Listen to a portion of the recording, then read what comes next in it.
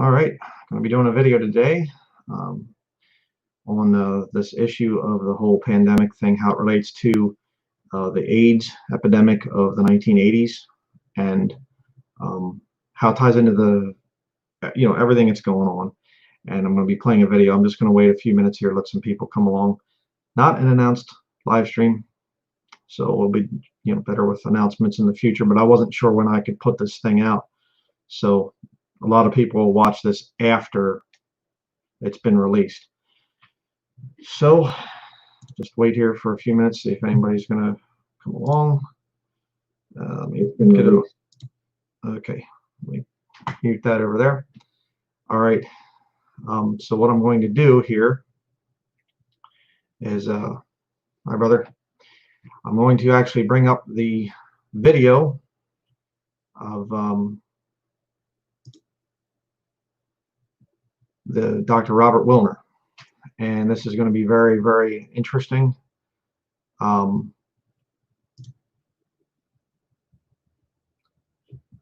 me see here. Hold on a second. Let me get this thing there. All right.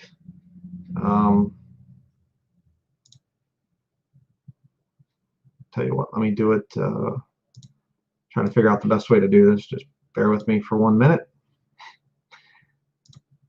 Okay. Share screen.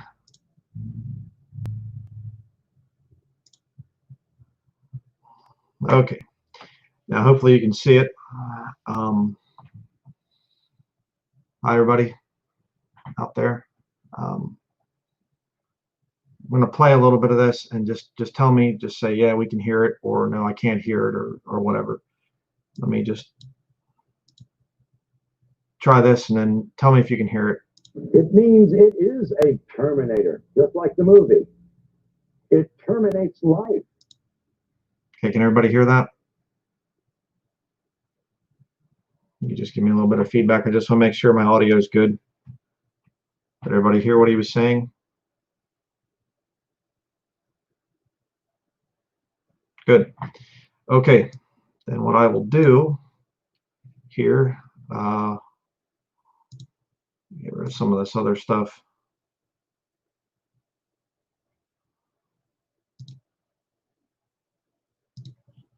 All right.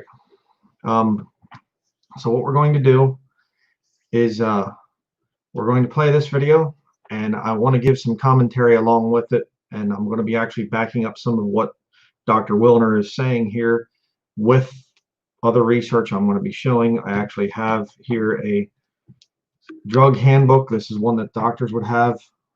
One of my wife's collection here, nursing drug handbook. You can see it right there. I'll show it in better detail here in a little bit, but it actually talks about the AIDS drug. AZT is what it's called.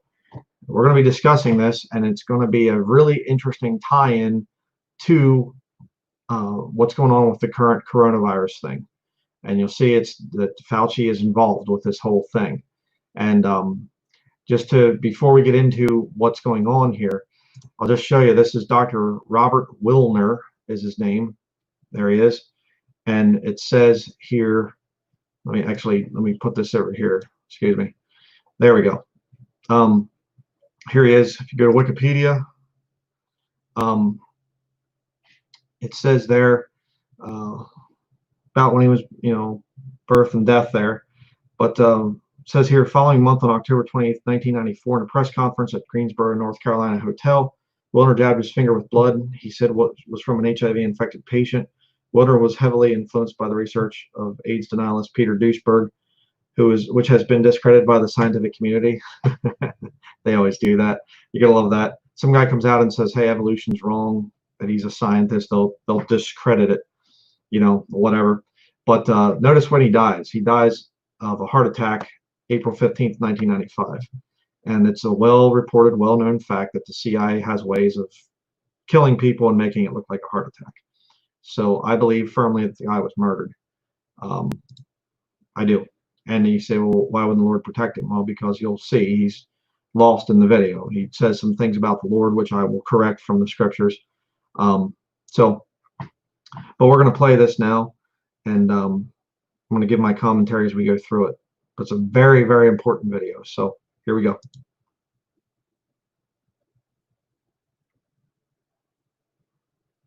Just first point I want to make there, he is a medical doctor, doctor of philosophy, MD, PhD.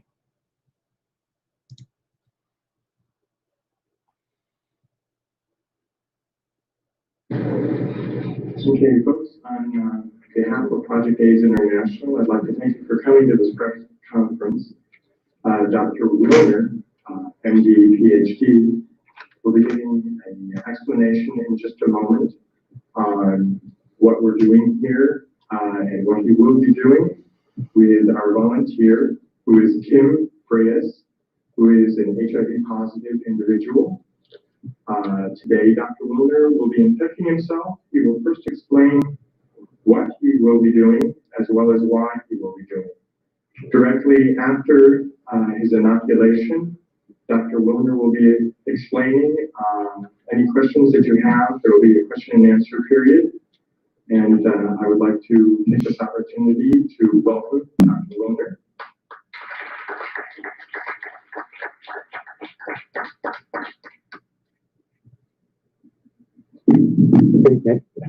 I don't know if you can hear me without the mic. You can hear it. Okay. And because I've done this needle sticking several times already, I'm familiar with some of the things that are put into the press afterwards. And so I want to make a few things very clear before I even start. I have a certificate in sex education, and I taught for a couple of years at the University of Miami Medical School during Sex Education Week to the medical students. I want to make it perfectly clear that I support responsible sex. I call it responsible sex because it goes much further than the concept of safe sex. And I'm not so sure that I know what safe sex is. During this period of time in which especially young people of this country have been threatened with AIDS, a death-dealing disease supposedly, as a consequence of irresponsible sexual behavior, the incidence of venereal disease has climbed, and the incidence of births without benefit of marriage has also climbed, but not AIDS. Really very interesting. So this apparently does not have an effect on the sexual behavior of our young people. No, in other words, what he's saying there, he's just looking at this from a purely medical standpoint. Fornication is obviously wrong. It's condemned in scripture. That's sex outside of marriage. But he's looking at this thing and he's saying, you know, if AIDS is such a deadly thing, then there would be a rise in AIDS there among, you know, young people that are committing fornication, and it's not there. Other sexually transmitted diseases are climbing, but using scare tactics is not stopping the youth, you know, which I agree with completely. You don't use scare tactics, you use scripture, all right, showing that it's wrong from the Bible, all right? So, I mean, secular scare tactics, you know, obviously you tell somebody you're lost and going to hell, you know, ruining your life with fornication, well, that is a good scare tactic because it's a real one. But the phony science is not going to scare people. So, you know, kind of like the modern thing that's going on right now. But let's continue. And I never for once thought that ever would. It never has throughout history. There's only one thing that will affect sexual behavior, and that's understanding what the responsibilities of sex are. That number one, you're dealing with the feelings and emotions and the lives of another human being when you enter into a sexual contract. Number two, you can contract 6 venereal diseases. And number three, an unwanted pregnancy can occur amongst heterosexuals, at least. These are very serious and very important considerations. And the lack of consideration and responsibility in this area creates a cost in human suffering that's incalculable, and the cost in monies that is incredible. So don't anyone out there say that I am for irresponsible sex. But I am against lying to our young people. I am against causing death and destruction through that lie. I am against telling a lie to the young people so that they continue in other behaviors which are truly causing AIDS. Now, you've got to ask yourself the reason that I'm here today. And it's been suggested that I'm here to sell a book called Deadly Deception. There's only Interesting, by the way, if you check into getting a copy of Deadly Deception, I think the cheapest one I saw anywhere was $495. There are certain books that the Jesuits do not like, Fauci being a Jesuit, of course, if you don't know that. But there's certain books that they don't like, and they basically buy them all up, and then you can't get a copy of it. And I've seen that with different books, and it's very hard to get some of these different, materials and whatever else. So yeah, his book, The Deadly Deception, is very, very hard to find. Very interesting. But see one of your comments here. Let me just stick that on screen real quick. AZT killed AIDS patients, similar language being used now. Fauci was in that hoax too. Yeah, that's what this video is about. We're going to be showing the proof of all that. Thank you for your comment. So we'll continue here. And it starts out kind of slow, but just stick with it, because some of the bombshells this man drops you're gonna learn a lot. I learned a lot from watching it, and I'm going to back up a lot of what he's saying with proof. So kind of add to what he's saying a little bit here, because it relates perfectly to this whole pandemic hoax that we're going through right now. But let's continue. only two ways that you can get the truth to people. By your own words out of your own mouth, and by putting them on paper. And that's the reason for the book. We're talking about probably the most horrible scandal and scam ever perpetrated, not only in the name of science, but in humanity and in all history.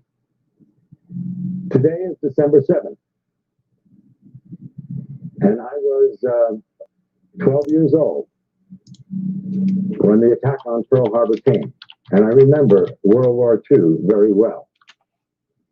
And it's a very significant day today, because I see an incredible parallel between what is going on in the so-called AIDS epidemic and what happened in the years preceding and resulting in World War II. The great lie of Hitler.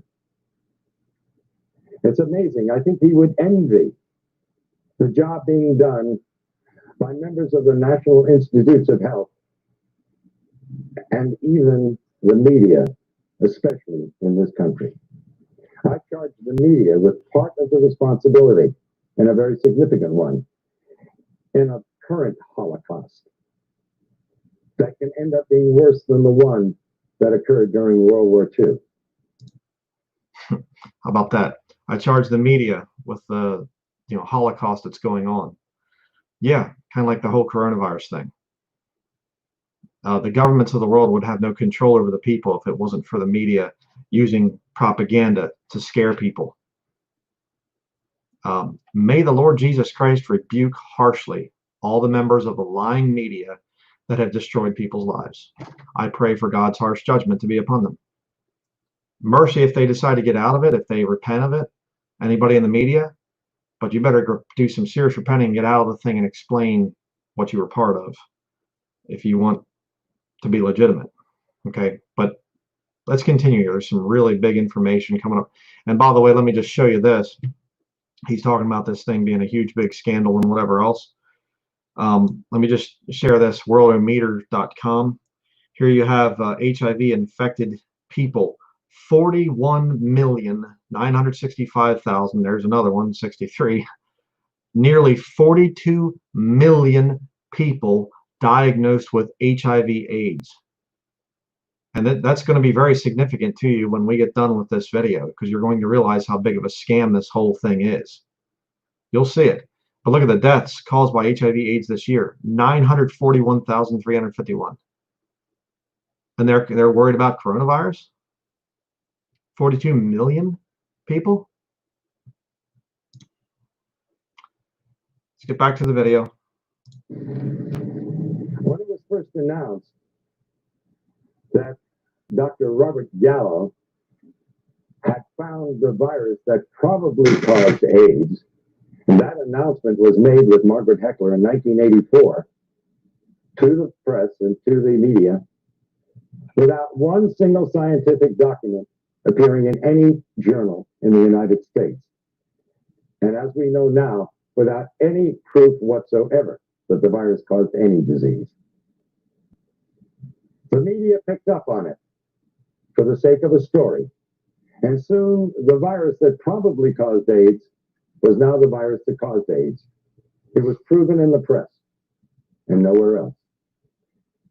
Now it's interesting, a lot of... It was proven in the press and nowhere else. Hello, COVID-19. Yeah. Something with, you know, that when they first came out with it, well, it's just, you can get kind of a fever, a little bit of tightness in the chest and some coughing, kind of like the cold, you know, or the flu. But all of a sudden it's deadly and we have to shut the whole world down. It's media. Continue. Questions are asked of me whenever I appear before the cameras and do what some people have called a stunt, to sell books. I'm from the planet Earth. I honestly believe that these individuals are from the planet Uranus. How anyone could suggest that I would stick myself with a virus that is supposedly deadly for the purpose of selling a book, that's complete insanity. And I will put the lie to the individuals of the NIH, particularly Gallo and Fauci and Hazeltine and Essex, and the rest of these scoundrels of the worst order. Criminals guilty of genocide, without a doubt. I invite them to take me to court. I wish Burroughs Wellcome would take me to court because they have been putting out a killer drug knowingly. Okay. Just name Fauci. Okay. Anthony Fauci is part of this. And you say, oh, this Robert, he said Gallo, Fauci, another couple of them. Here you have Gallo right here, Robert Gallo, the guy who supposedly founded the whole AIDS thing. This guy here, if you go down through, he went to Providence College. See it there, private Catholic university. Catholic. Isn't that interesting? And then they had down here with the HIV/AIDS research thing. Look at this, 1989 at a conference sponsored by the Catholic Church. At Vatican City on HIV/AIDS.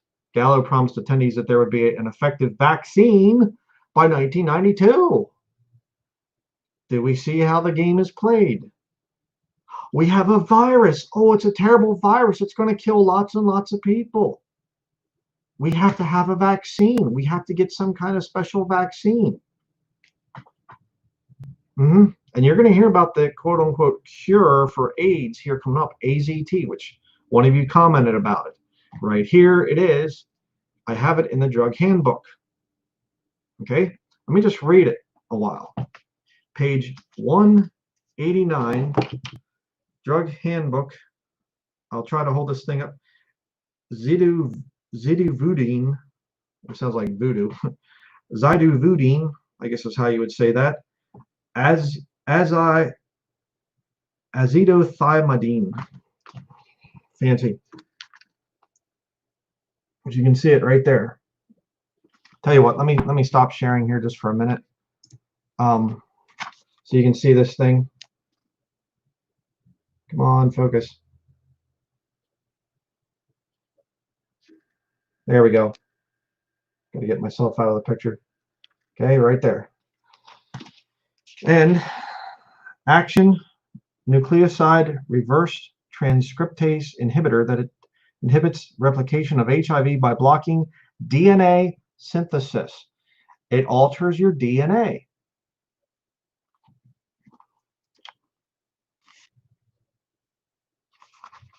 Right up here. You can see that. Come on, focus for me. Is that going to focus or not? My camera doesn't like to focus on words apparently. But it goes down through and it talks about different things. And, you know, adverse reactions, headaches, seizures, paresthesia, malaise, insomnia, asthenia, dizziness, somnolence. Healthy, you know. I mean, this is the guy I was talking about the other day in that live stream, that there are no side effects to drugs. There are known effects. Okay, right there. There we have it there. Right here. Okay. The side effects. It does not want to focus. Don't know why that thing doesn't want to focus too good there. Okay, sorry, it's in there. I mean, if you can kind of make it out, it's kind of blurry, but this is the one that's really amazing though. Advise healthcare worker considering zidovudine prophylaxis after occupational exposure after needle stick injury, for example. Okay, in other words, you're putting it in somebody. You're injecting this, you know, AZT stuff into somebody, and you mistakenly hit yourself. It says the drug's safety or efficacy hasn't yet been established. Okay, wait a second. 2002 Drug Handbook, AZT, its efficacy hasn't been established yet. They're using this stuff for 10, 20 years. We don't really know if it works yet. We know that it creates drug interactions. This is their source, okay? This isn't conspiracy stuff.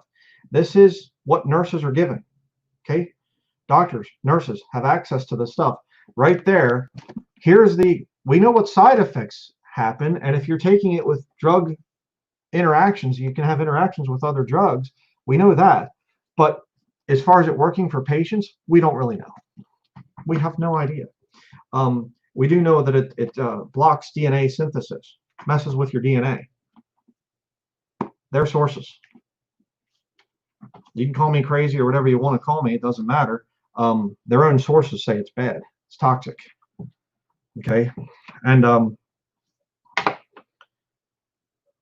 you know, it goes into different things. You know, dilute drug before administration. You'll hear that later on. Why they have to dilute this drug, this AZT stuff. It's essentially a form of chemotherapy. That's why you get on that stuff and it kills you. It's a slow kill weapon, right?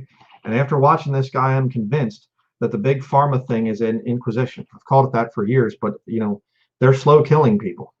You saw it with if you saw the nurse at the Elmhurst Hospital, Erin, her name was, and they're putting people on ventilators and they're giving you all this sedative stuff and they're strapping them down and everything, and then they slow kill them.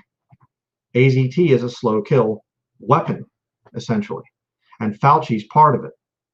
And I'm going to show you again.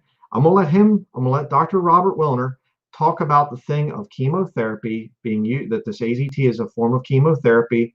It was toxic. It was pulled off the shelves years ago, and then they brought it back out as AIDS medicine. I'm going to let him tell you that, and then I'm going to actually show you a old video of Fauci speaking years ago when the whole AIDS thing was just coming out and everything, and he shows chemotherapy injections as part of the treatment. Him speaking. So we'll get back to it here.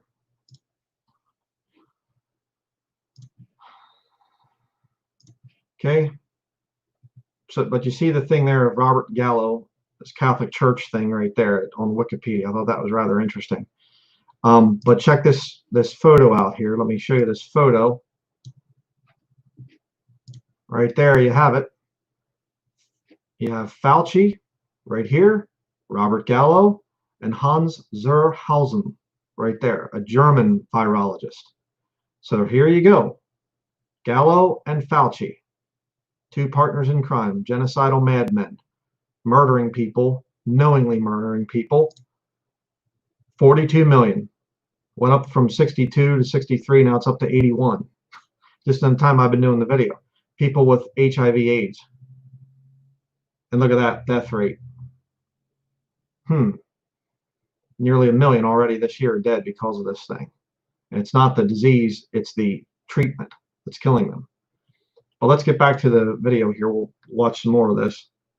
Because in a court of law, I would have the opportunity to provide the absolute proof and evidence, as I have in my book, Deadly Deception. Now, I'm not alone in what I'm doing here today. How does the press escape such obvious truths? Why would the finest virologist in the world, the most noted virologist, member of our National Academy of Sciences, Peter Duesberg, why would he put his entire career on the line? What did he have to gain? He's already lost his laboratory and his funding. They can't take away his professorship because he's tenured. Okay, he's talking about Peter Duesberg there. And, that's what they do to these guys. If you watch the Expelled video with Ben Stein on the whole evolution thing being taught in universities, professor comes out and says, I don't believe in evolution. I've proved that there's intelligent design, at least. I'm not saying you have to believe in God or get saved or whatever, just intelligent design. And whoosh, they're fired. They'll pull their funding. They'll pull all kinds of stuff. Universities and government are funded by the very people that they're supposed to investigate. The old fox guarding the hen house trick, okay? We're going to give you the money. We are the pharmaceutical industry. We're going to give you the money to tell us if our drugs are safe. Make sure that you say they are, or else we'll just kind of pull away that funding a little bit. It's industry funded research. It's kind of ridiculous when you think about it. But this Peter Duesberg comes out, and you saw on Rational Wiki, or not Rational Wiki. I just want to say that because they attacked me, so But on Wikipedia, they said that Peter Duesberg has been discredited, by the scientific community. Yeah, in other words, those who go along with it. But let's continue. Some amazing stuff coming up here that this man says. Why would a Charles A. Thomas, professor emeritus of Harvard, say the same thing? Why would Kary Mullis, who won the Nobel Prize in virology last year, why would he stick his neck out? What did he have to gain? These are the questions reporters should be asking. And in order to sell a book, I would inoculate myself with a virus that supposedly is deadly. Ever think that maybe we all know something that you just don't get? That if you take the virus out of the equation, you have a perfectly understandable disease with a perfectly understandable answer. And I might remind you, in case you are not aware of it, and if you haven't read my book, that we have known what causes acquired immune deficiency diseases for at least 70 years. It's in the medical textbooks. It's there for you to read. Number one cause on the face of this earth is malnutrition and starvation. Did you get that? The number one cause of HIV/AIDS is malnutrition and starvation. I wonder what they're trying to do with the whole COVID-19 thing. You can't go to work, so you lose your job. Then you can't buy groceries because you have all your other payments and everything else. See? Malnutrition, starvation, immune system drops. You see? Acquired immunodeficiency syndrome. Think about what they're telling people here. Oh, this person has malnutrition. Oh, look how bad it is in Africa. You're going to hear him say this here in a little bit. It's real bad in Africa. Oh, there's so many people dying of AIDS. They're dying of starvation. They're dying of malnutrition. Doesn't mean they have AIDS. But see, by having this AIDS thing, then they can control people through fear. They can say, we need a vaccine. We need more funding. We need more money. And Fauci is getting filthy, stinking rich off of this stuff. He'll talk about that too. And again, he knows Fauci. He knew Fauci. So don't say, well, he's just some conspiracy guy. This guy is a full-on medical doctor, believed the AIDS propaganda early on, doing all that stuff. We'll keep watching. You'll see what I'm saying. That's Africa. Look to the headlines of the October 3rd issue of the London Times, Sunday Times last year. and inside headlines that screamed across 2 pages, the plague that never was. Speak to Philip and Evelyn Kryman, who head partage with an organization of 250 people, their own hospital, their own doctors, their own laboratories, who have lived in the heart of the epidemic, supposedly, or the supposed epidemic, for 5 years. There is no epidemic. It doesn't exist. Amen. There is no epidemic. There is no pandemic right now with the coronavirus thing. It doesn't exist. It's a very harmless virus, this coronavirus thing, if it is even real. It's very, very harmless. Like I said, if it's even real. And people that are dying from it, either they're faking it, they're saying they died of complications of coronavirus. Some guy drops dead of a heart attack and they do a little test. Oh, he had coronavirus, so he died of complications of coronavirus. The coronavirus caused the heart attack. You know, you get in a car accident or something, oh, coronavirus did it. Write them down, another statistic, and they're faking the numbers and everything else. So let's continue. They are there. They're not some character who goes through from the World Health Organization and says, oh, I've seen the people dying. Of course you have. We all saw them on television in Somalia. What do you think you were looking at? That was AIDS.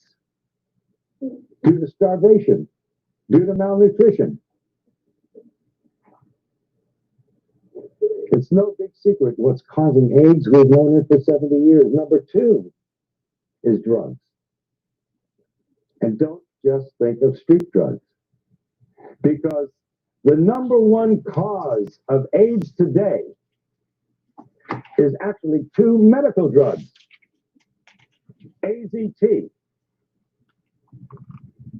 a drug that was discovered in the 60s as a chemotherapeutic drug for cancer and was shelved because it was too toxic to treat cancer. A drug worse than cancer. A drug worse than cancer. Chemotherapy. What is chemotherapy? Well, if you look at World War I, mustard gas is basically what is now used for chemotherapy. You know, I don't remember the chemical name and all the other stuff, but you can check it out. They're using poison with the concept of if the poison kills the cancer before it kills the person, then we're successful. If it kills the person, oh, oops, sorry about that. I literally had an uncle that had cancer, and he died of the chemotherapy. You know, and how many more people are like that? All right. But you just heard him say about the chemotherapy thing, you know. So let's go here now. We're going to watch a little bit of actual Anthony Fauci. This was 1984 at the National Institutes of Health. You can see it right there. Dr. Anthony Fauci. Okay. And this was posted, by the way, July 26, 2019. And this is the NIH's YouTube channel. Again, this is their sources. We're going to original sources. I showed you this earlier. Now we're going to go to the NIH's YouTube channel. I have more subscribers than them. Oh, that's interesting. But check this out. This is Fauci speaking. Many years ago, 1984. Watch this. With bone marrow transplants and lymphocyte transfusion. It did not work. Why didn't it work? It did not work because the virus was still in the individual.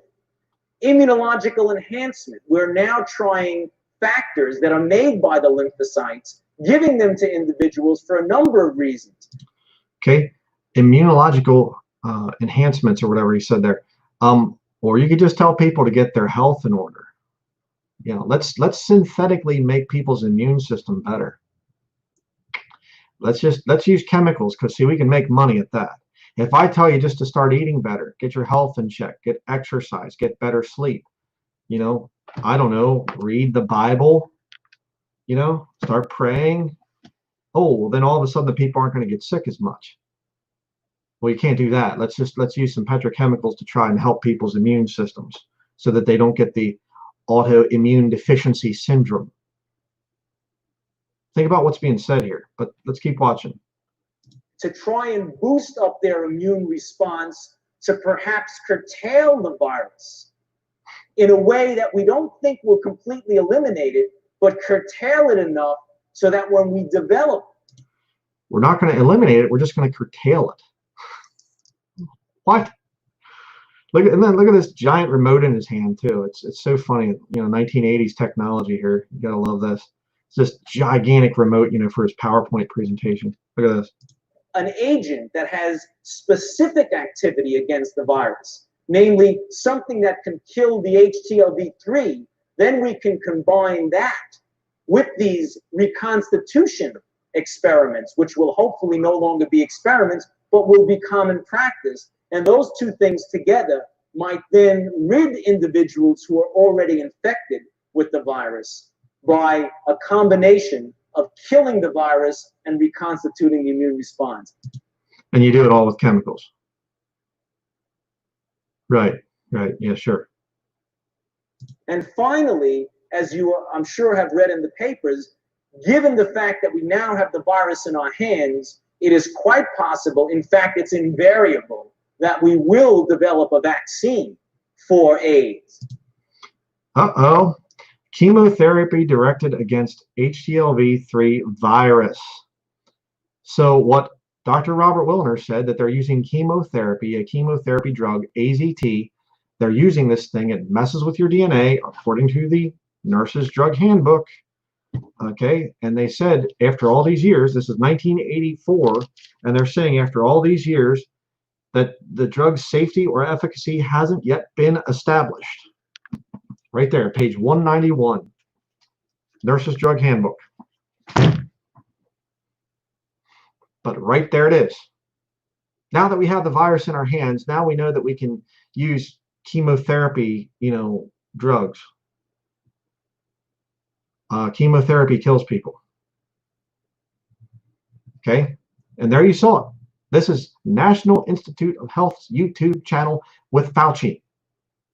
So don't give me this thing of, oh, well, you're just, coming up with conspiracy theory stuff, and all these conspiracy theorists are coming out against the coronavirus thing. And again, see the same language. It's the same exact language. There's a virus, and we're going to work on that vaccine, buddy. I'll tell you why. Why? Oh, because my Bible says, for the love of money is the root of all evil. 1 Timothy chapter 6, verse 10. That's why. These guys want to make a lot of money. They want their fame and fortune, and they'll do it through the medical inquisition, murdering people to get their money. You see, because, hey, you come up with any kind of a thing out there, movies, cars, houses, clothing, whatever. Well, not everybody's going to be interested in that. You can't fearmonger people into getting that. But disease, oh boy, some deadly infectious disease, hey, you can scare the whole world's population into shutting down their economies, destroying themselves, and begging you for the vaccine. Please give us the vaccine. Because the disease that we should stay home from and get better at home, it's so deadly that we need a vaccine. Let's continue with the Robert Wilner thing. To use to treat people who are immunosuppressed. Now let's go back to the other causes of AIDS. So it's not only street drugs, but medical drugs, but now 3 is radiation. What do they worry about at Chernobyl and Nagasaki and Hiroshima? But number 4 is chemotherapy. Number 4. The number 4 cause of death of acquired immune deficiency diseases. Chemotherapy. And the most toxic chemotherapeutic drug of all times, AZT, is what they're now using to treat AIDS. And the Concord study completed last year. Now, can you imagine saying to the world, where was the press? Where are you people? Here they're giving a drug that costs thousands of dollars a year, and it doesn't do any good. That's if you want to believe that. But did anybody here bother to look at the insert, the paper that comes with the drug? It's a DNA terminator. It means it is a terminator, just like the movie. Okay, I showed that right here in the Nurse's Drug Handbook. And I'm sorry I saw when he said audio is very bad. I'm sorry, it's an old video. It's not high definition, whatever else. The guy died in 1995, was, killed, I believe, in 1995. But it says right in here that it changes DNA. Get my page here again. Nucleoside reverse transcriptase inhibitor that inhibits replication of HIV by blocking DNA synthesis. Right there, Nurse's Drug Handbook. So, yeah, what he's saying, absolutely. Let's continue. It terminates life. You terminate DNA, you terminate life. And they talk about side effects in the insert. When are you going to learn there is no such thing as a side effect in medicine? It's an unwanted direct effect. Exactly. There are no side effects. It's an unwanted direct effect. Oh boy, remember that one. There are no side effects, only unwanted direct effect. All the drugs that are listed in this thing, every single one of them, they list all the side effects. They know that these things are toxic. They understand it. Every doctor out there should be sued for malpractice. They're killing their patients, knowingly killing their patients. They don't know it. Let's continue. And you know what one of the unwanted direct effects of AZT is? Lymphoma, cancer, one of the diseases of AIDS, as they call it. Oh, another so-called side effect, which is really an unwanted direct effect, pancytopenia. You need a definition? Pancytopenia. Pan, all, cyto, cells, penia, loss of all your cells. That's AIDS. That is the definition of AIDS. So AZT, by definition, by their own drug insert, causes AIDS, and nobody survives AZT. That will eventually lead to your death. And they've cut the dosage way down because it was killing them too fast. It's like giving somebody a large dose of strychnine and they die within 5 minutes. And so the next person, you give them a few drops of it and they last 4 or 5 days and you say, strychnine's a wonderful drug. Yeah, they have to cut it way down. Oh, he's crazy. He doesn't know anything. Really? As I said earlier, patient teaching, IV administration. Dilute drug before administration. Page 191, Nurse's Handbook, right there. Dilute drug before administration. What he just said. Let's continue. This person lasts 5 times longer. This is the kind of thing that they present to the world. Now, I have offered for over a year now, and I continue to offer it, $100,000 to anyone who will give me one scientific document that proves that HIV causes any serious disease. It doesn't. It is a scandal and a scam beyond belief. The virologists who are responsible for this, what do they have to gain? Now, I don't know what Duesberg had to gain, or Charles A. Thomas, or Kary Mullis. He already got his Nobel Prize. Why did he come out and say it? And he's the one that found the test. The PCR reaction. And he said, I'll pause it here for a minute. This cameraman, whoever's on the camera, is awful. I mean, they're walking all around with the camera throughout the video here. I apologize. This isn't me doing this with the video. It was a terrible cameraman back there in 1994. So I apologize. That there is no body of evidence that supports that the virus causes any disease whatsoever. But what about the individuals who have perpetrated this lie? They are all multi-millionaires. What do we have to say about the National Institutes of Health when a private laboratory, independent laboratory, found AZT to be 1,000 times more toxic than the laboratory of the NIH? We can understand a 5% error in a laboratory, even a 10% error. But a 10,000% error? Or 100,000% error? That's fraud.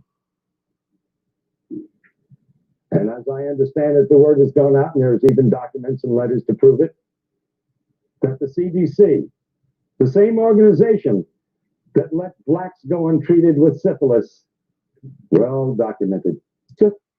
Yeah, the CDC, founded by the Jesuits. Currently, Robert Redfield is a Jesuit. Same people, Fauci, Jesuit, all these people.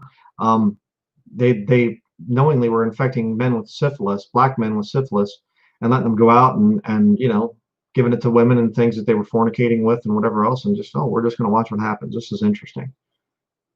CIA with Project MK Ultra was going out into bars and things and putting LSD in people's drinks to see what would happen to them. Dr. Sidney Gottlieb was part of the MK Ultra project with the CIA. Look it up. These people are criminals, and they all tie back to the Catholic Church. How about that? Almost like the Bible's true when it says back in Revelation 17, she's the mother of harlots and abominations of the earth. But let's continue. Just to see what would happen with the disease. This same organization who had to admit that they can't give in on the AIDS thing now because nobody would ever be able to trust the government. I think the last election tells us what the people think about government. But science is acting no differently than politicians do. And now we have disease by politics. Isn't it strange that the same day or the day after Robert Gallo filed for a test for HIV after it was announced? This sounds like premeditation. You mean he just happened to have this test available? And so the same day or the following day, he filed for a patent? He had a test. He was simply looking for some kind of a disease he wanted to apply it to. So he patents a test for HIV AIDS and then later discovers HIV and AIDS. Huh. All right. If you don't remember, Robert Gallo, right there is the man's face. I'm assuming he's still alive, unfortunately. And there he is, Gallo with Fauci. These guys are all tied in. Back to the video. And that test. 30,000 Russians who tested positive for HIV were then tested with another test that's supposedly far more accurate to confirm the positivity. And 66 out of 30,000 proved to be positive. That means that the test HIV is 99.997% inaccurate. You want to take a test that's 0.003 of a percent right, and you're going to rely on that? But that's what they're doing to people out there. They're taking a test that is not only invalid, it's totally misleading. In fact, when you get results like that, then I would say you're going to be more correct that if you're read as being negative, consider yourself positive. And if you're positive, consider yourself negative. And by the way, at the request of many individuals, I did go for a test a couple of weeks ago in New York City at the biggest clinic there that does more testing than anybody else.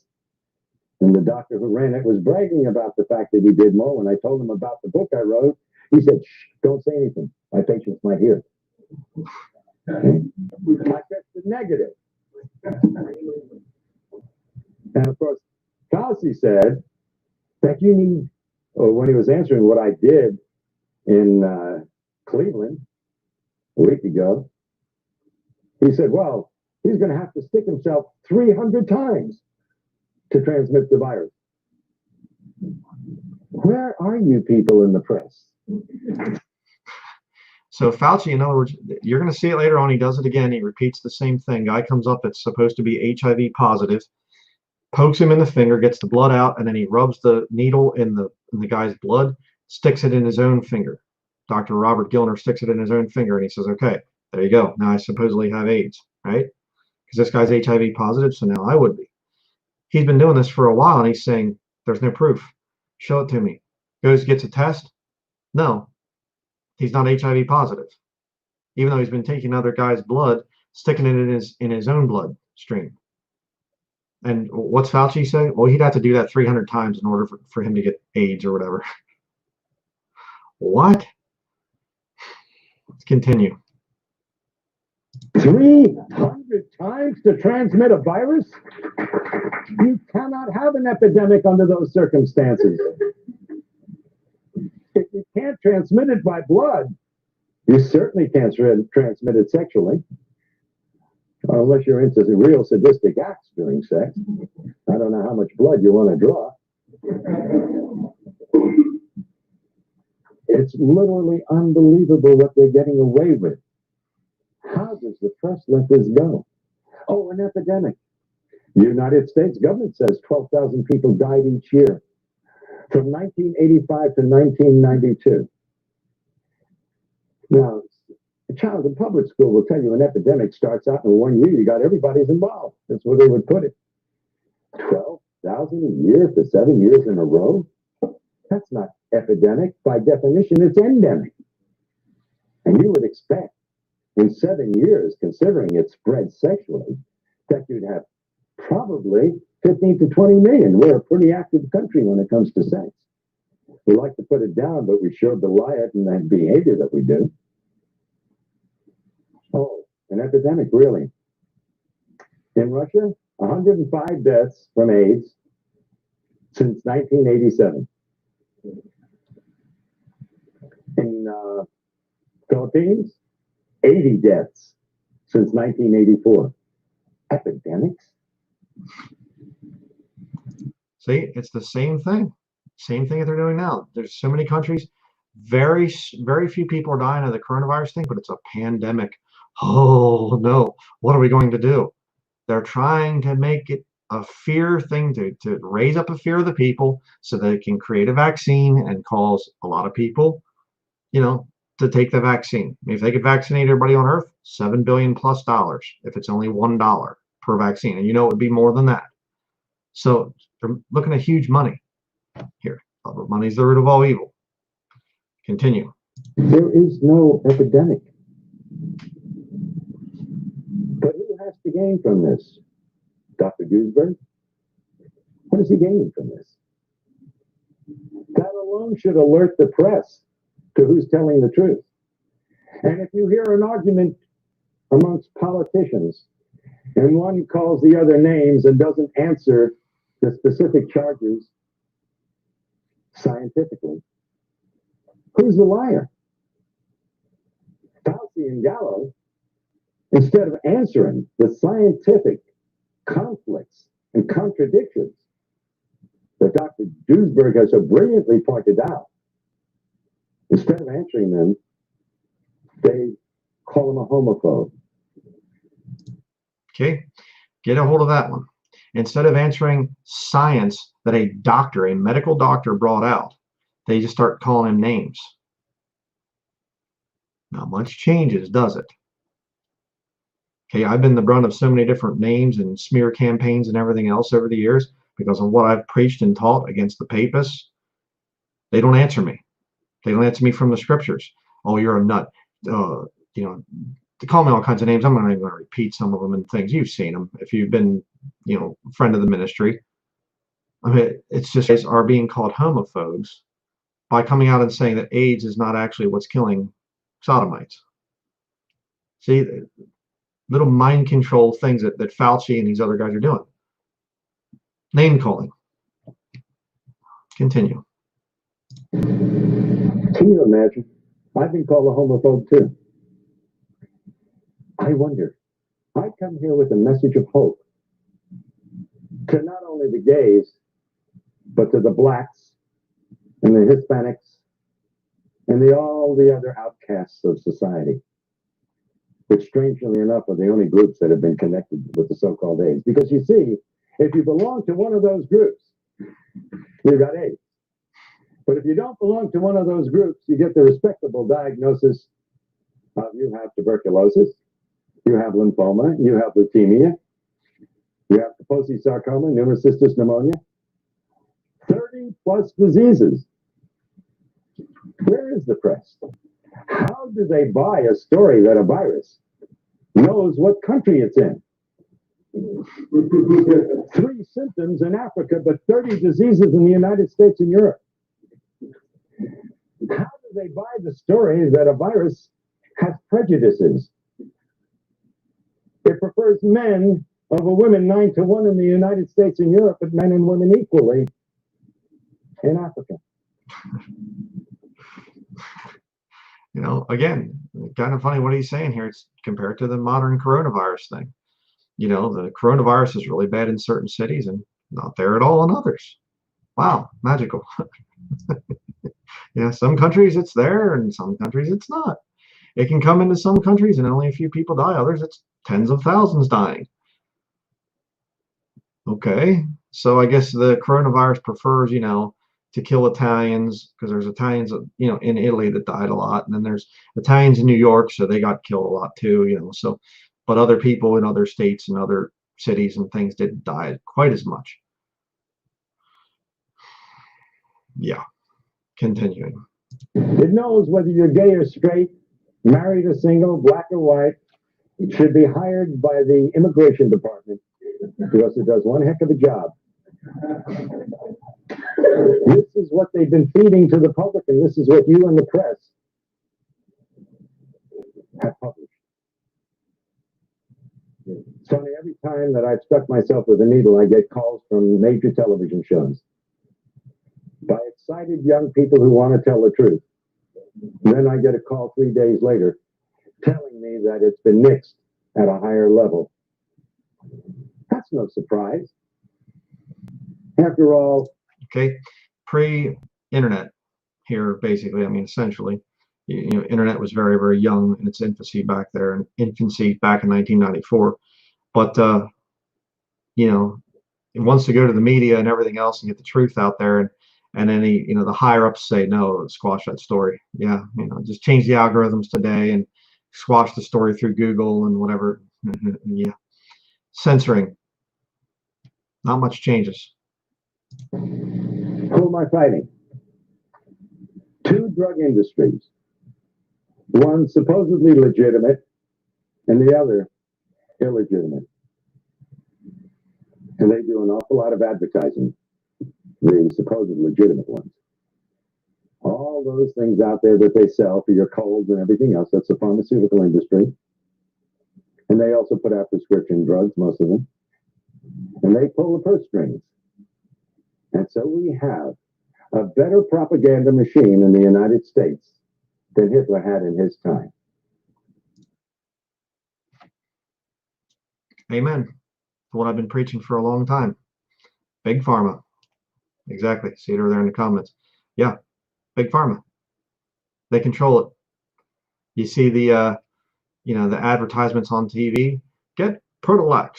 You know, Protolax will help you. And then everybody's smiling, running, and pushing their grandchildren on swings, you know, and at the end, Protolax might cause death and, you know, suicide and headaches and vomiting and nausea and upset stomach. And okay. Crazy. May the wrath of God fall on Big Pharma and the media that pushes it and the government that are the stooges of them.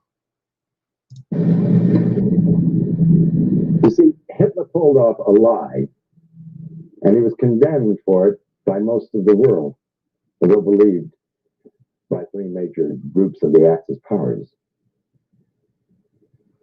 The liars and killers like Fauci and Gallo and Hazeltine and Essex and Flossie von Stahl and the market officials.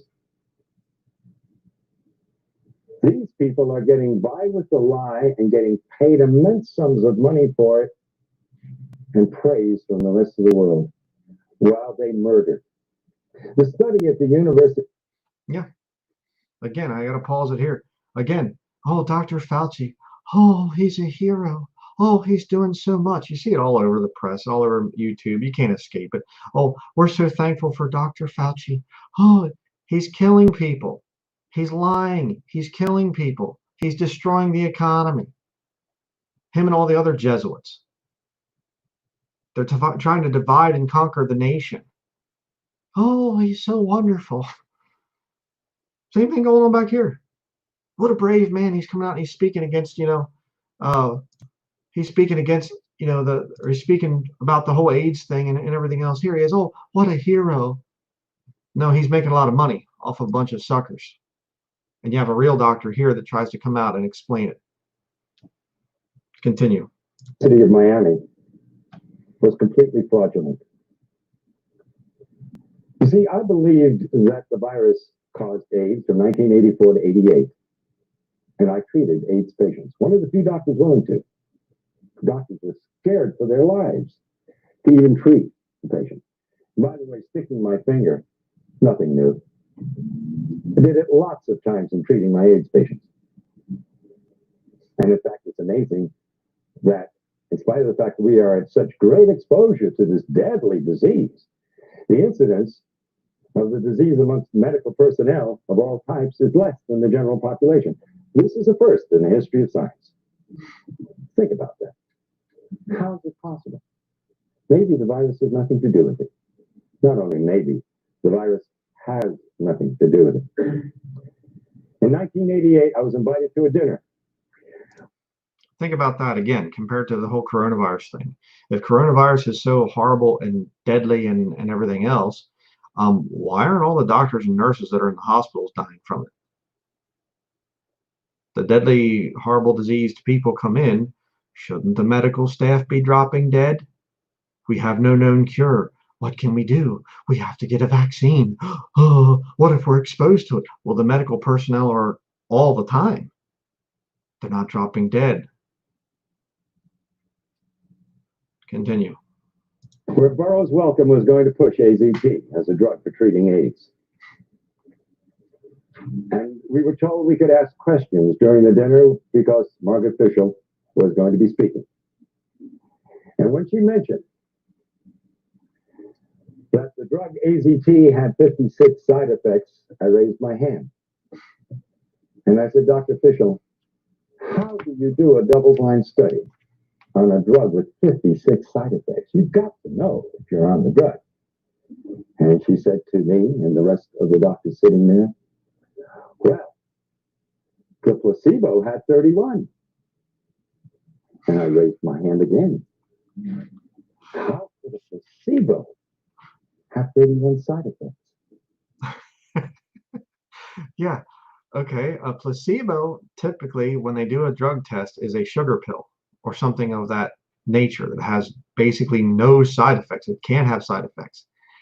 31 side effects from the placebo. 56 from the drug, and the placebo had 31. Okay. See, the medical establishment's just so stinking crooked. Good night. Continue. How could an inert substance have 31 side effects? I didn't know what was wrong then, but I knew there was something wrong. I knew there was something dreadfully wrong, and I didn't know how dreadfully wrong and how deadly wrong it was. But the answer came years later. The FDA, as you probably know, released AZT after 4 months of a proposed 6-month study. They cut it short because one group in this double-blind study where nobody knew who was on what, one group was doing better than another group. And so out of compassion, they terminated the study. I don't blame them for that. And sure enough, the AZT group was doing so much better than the placebo group. And so they released the drug. But then 18 months later, their own investigator from the FDA brought back his report. And guess what it showed? The participants in the study knew the first week who was on the drug and who wasn't. You didn't have a double-blind study. It wasn't the Cadillac of studies. Not only that, some of those on AZT admitted to sharing their drug with members of the placebo group. That explains the 31 side effects in the placebo group. Oh. The way it's supposed to work when you test a drug, you have two blind groups, okay? They don't mean blind people.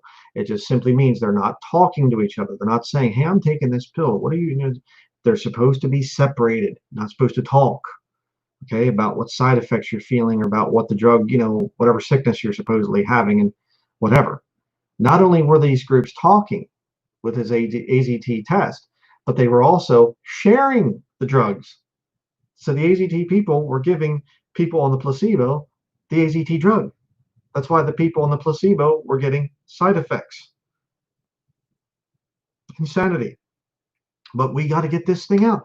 AIDS is killing people. There's a lot of people dying from AIDS. We have to get the vaccine. We have to get this special drug, this AZT stuff out. That's the only way we can help people. Sound familiar?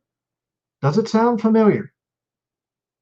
This is what they're doing now. Operation Warp Speed. We got to get a vaccine quickly. Our only hope is to have a vaccine. Wear a mask until then. Social distance until then. But the vaccine, we have to have the vaccine.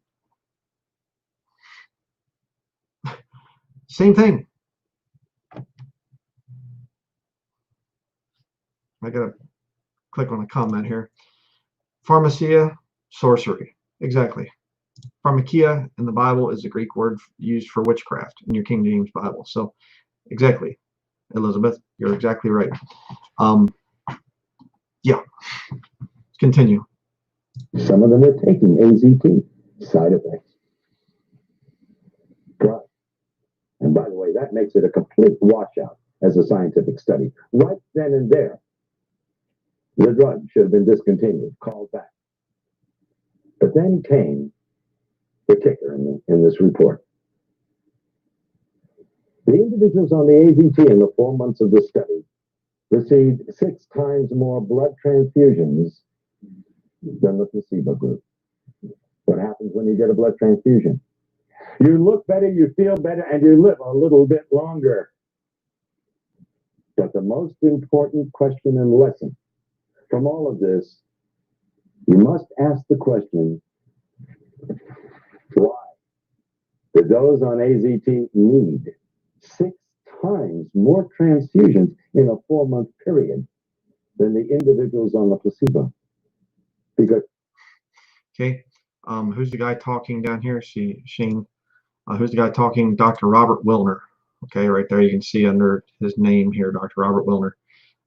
He was there with Fauci and Gallo and the whole AIDS thing and whatever else when it all came out, and it's comparing that time to today. But again, this whole thing of showing the scam of this whole deal. So let's continue. And excuse me, I was just trying to think what was it he was saying. They're having to give blood transfusions to the people that are in this FDA study to see if the AZT is safe. AZT is the drug, okay, that they have for AIDS. So they're giving them blood transfusions. Oh, look, they're doing better. They're healthy. Let's just give them more blood. Also, that they're because they're dying so quickly. Give them more blood, and whatever. They totally skewed the study to make this chemotherapy drug, this radiation cancer causing AZT look like it's good. What are they doing today with the modern vaccine thing that they're trying to get there for the coronavirus? Warp speed. We got to get this thing done. We got it. No time for safety tests. No time for checking things. We have to get this drug out there. People are dying of coronavirus. Oh, we got to get the drug. Hurry, we got to get the vaccine. Hurry, See? You see? Continue. because you're dealing with a killer drug and you need those blood transfusions to survive. And coincidentally, they made you look a little bit better and healthier than the other group.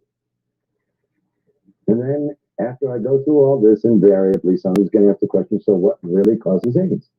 And I have to say it 10 times or 20 times in my book, and I'm going to say it again now.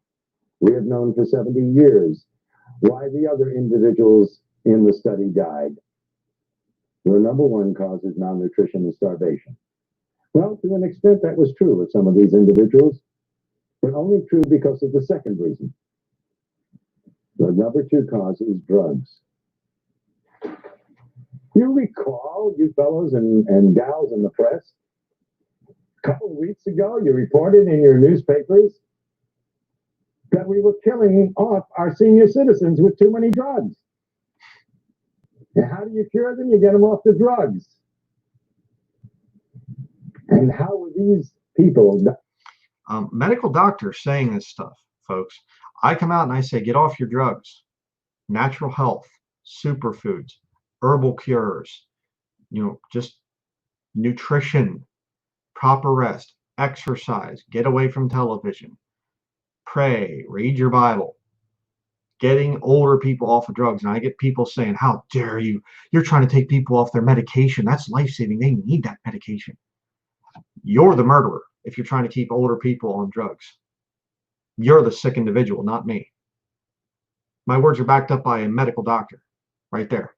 A real one that came out against the system that he was part of. Dying of so-called AIDS from the number 2 cause, drugs, both medical and street drugs. But one in particular that stood out and has been linked by 24 scientific papers with Kaposi sarcoma, and that's poppers or amyl nitrite. It's very rare that you see a case of Kaposi sarcoma in Africa because they don't use poppers. And this is the first disease, human disease, we can't give to a simian monkey. And I'm talking about legitimate diseases. Because you see, the virologists have been coming up with more diseases than you can imagine. And haven't you bothered to notice most of them never pan out? They disappear from the headlines and they're never heard of again because they weren't diseases really in the first place. Like SMON, a disease in Japan. For 15 years, they pursued viruses. And what did it turn out to be? Enteroviroform, a drug for diarrhea that they were using over there.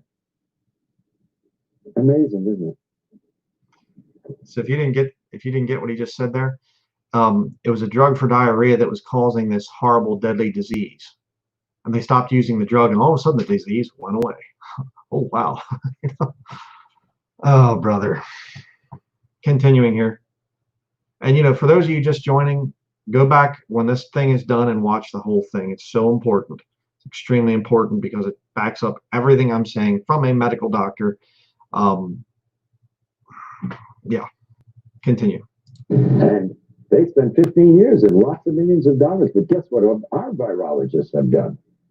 Wow, they hold a candle to Noah.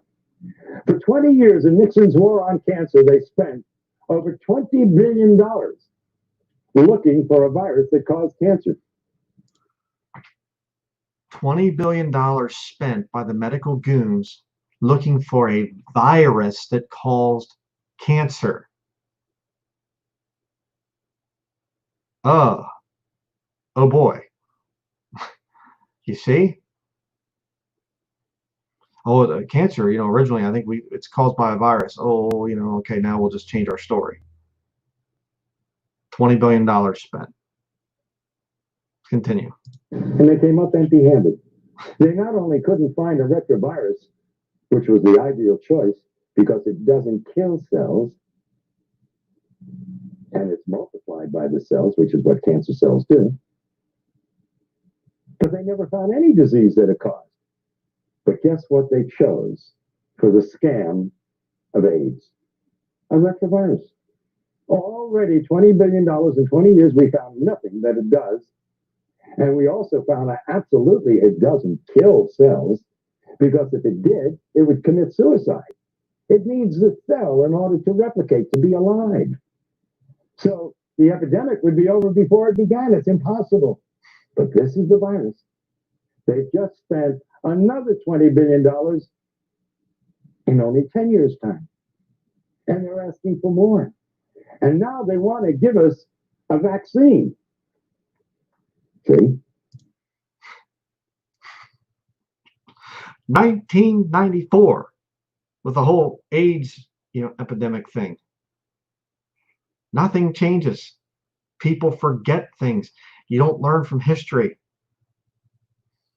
It's the same propaganda, the same thing over and over again here. Continue. Oh, well, they make money with that. They not only have a test for HIV, which, by the way, is not for the virus, it's for immunity. Like they say, it's the first disease in the history of medicine. When you're immune to it, you're going to die from it. They want to give us a vaccine. The test HIV test for antibodies, not for the virus. Well, antibodies is what you get when you use a vaccine. You want to produce antibodies to fight the disease. I'm at a loss to understand. If we already have the antibodies, why do we want to create the antibodies? Kind of redundant, isn't it? Oh, by the way, if you take these very same antibodies and you put them in Gallo's culture in his laboratory, you just ruined his multi-million-dollar culture that he's making a fortune out of. Because you see, these antibodies destroy the culture. Does the press bother reading? Do they understand the English language? And yet you want to condemn me and say that I'm out for publicity? Well, what is it that Peter Duesberg is out for? He held the reputation, and still amongst honest scientists, as being the foremost virologist in the world. What is Kary Mullis out for? He just won the Nobel Prize. Why does he want to put at risk that incredibly marvelous reputation of being a Nobel Prize winner? Why would he put that at risk? Unless maybe there's still some honest scientists around. Now, what about the rest of them out there? You know, I often ask myself the question, if my children were still in school and I had house payments to make and I had to put them through school, etc., would I be doing what I'm doing today? I don't think I've ever answered the question because I'm kind of afraid of what I might answer if I was going to answer honestly. And he who is without sin shouldn't be casting any stones. So I won't cast the stones at the thousands and thousands and thousands of virologists out there who are going along with this scam. Because you see, they would be out of jobs if they dared criticize Margaret Heckler or the head. They'd be without jobs if they dared to criticize the medical establishment that they work for. Yeah, continue. Heads of the NIH. They'd be out of jobs, and they'd have families that they have to support, and futures that would be down the drain. You don't cross the establishment. And so the lie is being perpetuated by the silence. Let that be a challenge to you, brethren. The lie is being perpetuated by the silence. Silence is consent. Even the most shy of us and whatever else, those of us who have a hard time speaking to people, you have to say something. Do something to fight this evil. Don't let the lies be perpetuated because we're all silent. We're supposed to be speaking up against it before anybody else. Challenging. And even Gallo would say to the press in answer to the question, what does he have to say about Duesberg's challenging? And he says, well, if we're wrong, why do so many people believe us? I mean, I could just see Hitler and his stormtroopers saying to the press, if we're wrong, why does everybody do what we tell them to do? Because they're running the show. When you're looking at not just a simple lie of science. In the back of my book, I have the picture of Pedro Tocino of Spain, father of 2 young girls, a hemophiliac. Nothing wrong with the man. But because he received so-called tainted blood, they had him on AZT. I stuck myself to get that man off AZT. I said, if I stick myself with your blood, will it convince you there's nothing to worry about? Pedro Tocino, now over a year later, is very healthy, having a wonderful life, enjoying his 2 young daughters. But all. Okay. Precisely. If you are on pharmaceutical drugs of any kind, get off of them. If you're on some kind of anti-psychotic type of thing or whatever else, I forget what they call that. You know, some of the drugs are a little bit more dangerous. You have to kind of taper off of them slower. I get that. I understand. There's certain drugs you can just quit, boom, and you're done and walk away. Other ones, you got to be a little bit more careful, taper off of those drugs. But for goodness sake, take the time to research what drugs you are on and how to get off of them. If that guy that he's talking about there had continued to be injected in things and taking this AZT stuff, it would have killed him. He stops taking the drug, his health comes back. He was being, lied to about this thing of having HIV/AIDS. Continue. All of his friends are dying or are dead. This is real. And I don't blame those scientists out there keeping their mouth shut because their jobs depend on it. And I understand that exists in the press too. But you've got organizations. And in a way, so do the virologists have organizations. And if enough of the honest ones would stand up and take that chance, if you all stand together, you make a statement. And you can do that in your press associations, even though the people who own the newspapers and the television shows are afraid of losing their sponsors. You can at least keep your dignity. That's the choice you have to make. And that's the choice that I have had to make. I figured that if I didn't do what I knew was right, I'd end up cutting my throat shaving in the morning because I wouldn't be able to live with myself. And that's the honest, simple truth. I am sticking my finger to bring attention to the current Holocaust. And it's a dreadful one. When you terminate the DNA of a human being, they waste away and die in an inhuman fashion. We all have the right to die with dignity. But if we told them the truth, a lot of them wouldn't die at all. They'd simply get off the poppers and off the drugs. And there's no dishonor in being gay and admitting that you've been on drugs. Well, here it gets into the thing a little bit of saying that there's no dishonor in being gay, a sodomite, or whatever else. Well, you can come to the Lord as a sinner, but the Bible does condemn sodomy. So I have to disagree with them in that. But, yeah, continue. The decent human beings in this world will give you the support and help you, like we help drug addicts of all followings, so to speak. Those that would turn against you have turned against you anyway because of what you feel and what you are. And there are even some religious groups who have turned against the gays and said it was God's vengeance.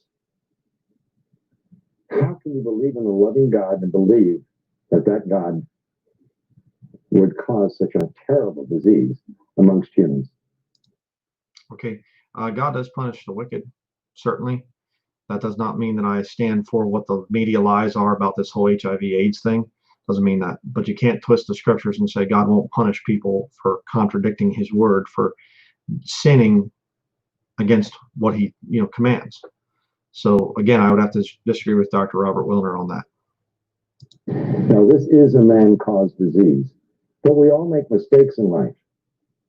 And that shouldn't stop the compassion and the love and the understanding of decent human beings. And so I do the act of sticking my finger and create another blood brother in my life as the ancient Indians have done. And I will get another one today. Because I'm not afraid of getting AIDS. I know as a scientist that there is nothing to fear. I know what causes AIDS. I am not going to lie to others nor myself about it. I don't like sticking myself with a needle because it hurts. And if you've ever seen my expression on pictures, you know that to be true. So, King Freitas, Jim, are you here? We're going to become blood brothers. Yeah. And please, to the press and to everyone else, I don't intend to stick myself 300 times because it wouldn't prove anything anyway. Oh, and might I say that a Dr. Gottlieb, who achieved fame for being the doctor that noted the first 4 or 5 cases of AIDS, who said to me on a radio broadcast the other night, he would believe me if I took a liter of blood. That's a transfusion of blood. And I said, you know, you must be mad. What is that going to prove? If you need a liter of blood to get AIDS, then nobody's going to get AIDS. In any case, well, I got to do myself first, and then I have to do you. Yeah, but let me do your finger, okay? I mean, I got to do you first, right? Excuse me. Then I got to do me. Excuse me, I had that backwards. All right. Wait a minute. I got to find. This is a heck of a time to lose my. There we go. Okay. Ladies and gentlemen, this is a typical butterfly needle set. If somebody has a scissor, there, I got it. Okay. It's sterile. And usually we use it to take blood by sticking this in, and then we can inject things also. So let's do that. We got this. Okay. Yeah, I'm gonna let me put my glasses on. Okay. I think you'd rather I do that. I got to tell you a cute little story. Shortly after my son was born many years ago, he's now 40. He got some kind of an infection or whatnot, and I spoke to the pediatrician at the hospital. I was an intern at the time, and he said, go home and give him a shot of penicillin. So I took the syringe and everything home, and my wife held Bruce over her shoulder, and I grabbed his little bottom cheek, and I go like this, and I stuck it right into my thumb. So careful. You can tell I don't like doing this. Never have. Okay. We want to get a lot of blood. There we go. Okay. There we go. Now I'm wiping this needle thoroughly in this blood. And I say to my friends Fauci, and Gottlieb, and Galpin, and Gallo, and all the rest of those criminals, all right, that this is for the sake of humanity and no other reason.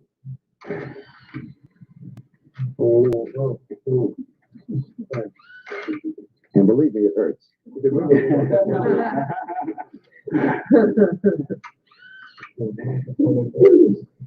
And this is in the hope that it'll save the lives of millions of individuals who will die because of the greatest lie ever told. Thank you. Get off drugs is right. Get off drugs. Get off drugs. I agree. Absolutely. Now, I will be happy to take questions from the press or from anyone for that matter to clarify in your minds if there's any doubt whatsoever. Yes. You said, I have several questions actually. You said that you were tested in New York by a leading physician there. Can you say where that was in Bryan? Yes, it was in the Greenwich Village area. In fact, Karen, I think you have the issue of the native. That ad should be in the back of the native. If you'll get it, we'll give you the name and the address of the clinic because it's widely advertised. And that's where I went, where everybody else is going. And he's recognized by the state of New York, and the forms he uses, which I filled out, are from the state of New York. And by the way, I do have a copy of the document, which states that he gives you the answer to the test in 15 minutes. So it's quite a racket.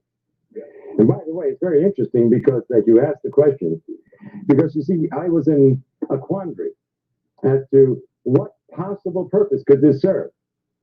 If you have a test that's 99.997% inaccurate, what are you proving?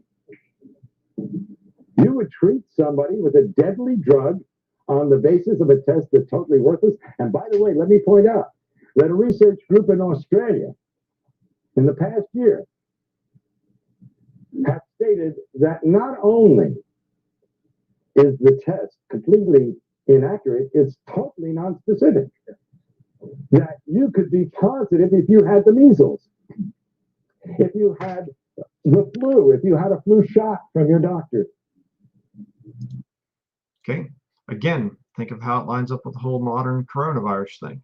People going in for things that aren't even coronavirus related, and all of a sudden they have it. They got coronavirus, you know. Continue. Or if you had any one of 100 diseases, let's look at the scenario. This is serious business. Somebody gets the flu or gets a flu shot this year. But so what you're finally suggesting is that the man that you this prominent physician in Greenwich Village, he in fact said, "Don't tell anybody about this because I'm making money off of these tests." Are you finally saying to people, "Don't get tested"? I'm saying absolutely do not get tested. Would you advise anybody to take a test that's 99.997% wrong? And you're saying that That's insanity. And by the way, when I said to this physician, when he asked me why I was there, and I told him I was a doctor, I said, because I'm in a heavy risk group. He said, aren't we all? And laughed about it. Because everybody knows that the medical profession sticks itself all the times, and the only individuals who are going to die of AIDS who are part of the medical profession in any way, shape, or form are those who are taking AZT or other drugs.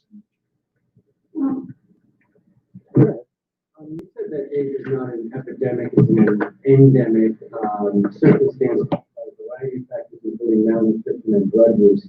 How then can you explain the years of potential life loss in the 250,000 plus people who have died of AIDS, according to CDC definition, where drug use has been going on for centuries, and suddenly we're losing people in their 20s and 30s because I'm not sure what you're okay.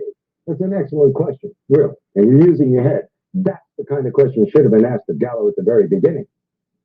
And by the way, you said 20s and 30s. Our healthiest people. Isn't it strange? You got a disease, the first disease in the history of mankind, that affects our healthiest. But what happened in the 60s? The drug culture began. What happened in the 70s? It heated up. At the end of the 70s, the gays came out of the closet and became an identifiable group. Now, I'll ask you, in a sense of redundant question, but I think it'll get the point across. I'm going to name 5 of 30 diseases. Tuberculosis, a new disease. Lymphoma, oh, that's a new disease too. Leukemia, oh yes, that's a very new disease too. Pneumocystis pneumonia, another new disease, but lesser known. And Kaposi sarcoma, another new disease? No. These diseases and the other 25 have always been around. It's real easy. It's real simple to create an epidemic. You simply take a bunch of diseases and put them under one heading and then claim that one virus is responsible for it. Well, that's nonsense.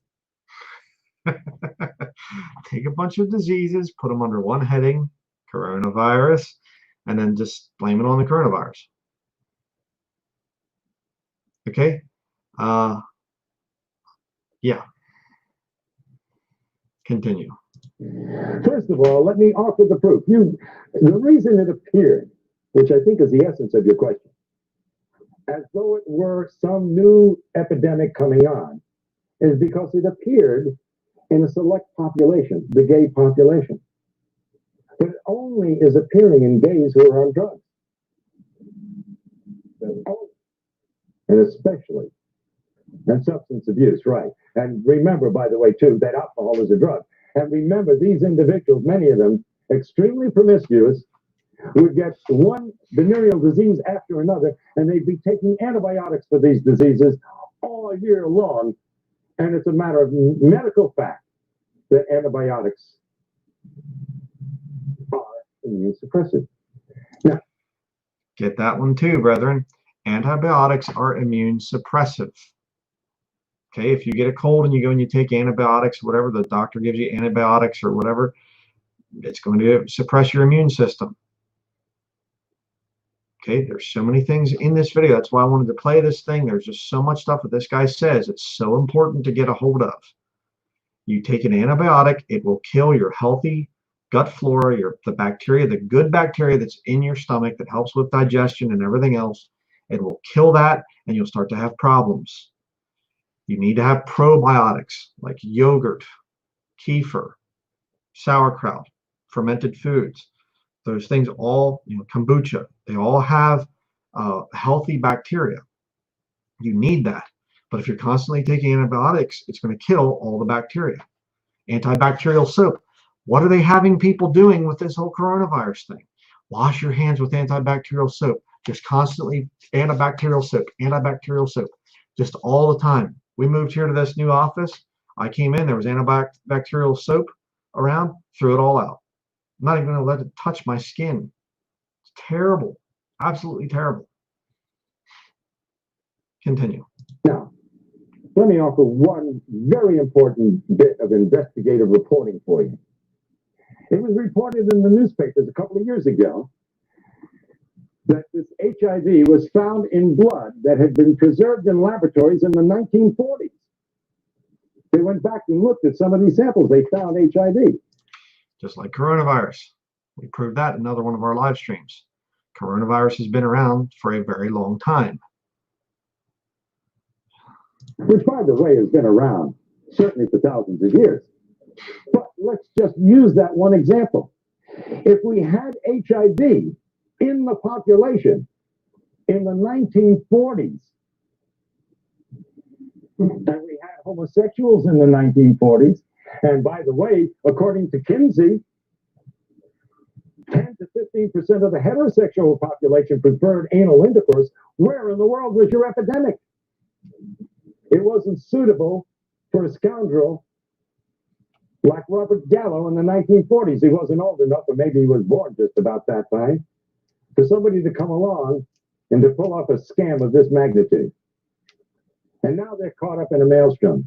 Now, if the truth gets out, yes, it will deal a blow to the credibility of the NIH and the CDC and the FDA and the AMA. And my God, it is sorely needed. Okay. Think what he's saying here. If the truth comes out about the coronavirus, it will deal a death blow to all the medical establishments. NIH, CDC, ADA, or AMA, excuse me. All the medical establishment type of stuff. If the truth comes out about the coronavirus, it's been here for many, many years. It's very well known, but they have to wait for the right time to say, oh, it's been released. Oh, it's terrible. Oh, it's a pandemic. We need a vaccine so we can make lots of money. That's what's going on. Let's continue. And it's genocide as well. That's what it is. They're trying to kill people. That blow is necessary to clean up the act. Habitual lifetime drug users all eventually come down with a syndrome that could be attributable to AIDS? Absolutely. In fact, these people, that is true. No, on the contrary. Remember, it's dose related. So it depends upon how many drugs you're using and how much of them over how long a period of time. Now, if you overdose, you never get to that point. Yes. The combination of lifestyle practices, microbial, the best place for microbes are dark, wet places, on bathhouses, an excellent place to increase the exponential representation of microbes around the world. If you did have sex with 1,000 other guys through the year, have contact with those same men with themselves, they're very similar. Do you think that has an incredible amount of immune suppression that is not suffered by the rest of the population? You think that has? Well, I don't know. You see, the Romans and the Greeks had bathhouses, and there's no evidence that the party. NDA poppers and all the things that are going on. I agree that NDA and all the rest of these drugs are causing immune suppression. Now, I don't believe that sex itself causes immune suppression, but I do believe that recurring venereal disease will cause immune suppression. But the simple fact is that the virus has nothing to do with it. And that's the important thing. That I am certainly for people having a healthy lifestyle. Absolutely. But let's not get into the idea that this is, again, a contagious disease. You cannot give AIDS to anyone, and you cannot get AIDS from anyone. Yes, Michael Elner. Would you consider the intense chronic psychological terrorism surrounding HIV and AIDS to be a major cause of the immune deficiency? 22 years ago, I urinated pure blood without pain. I knew immediately what the diagnosis was. It was bladder cancer. I cannot fully describe what I felt at that moment. It is unbelievable. It's like taking a crash dive into the depths of anonymity, total isolation, fear, and panic.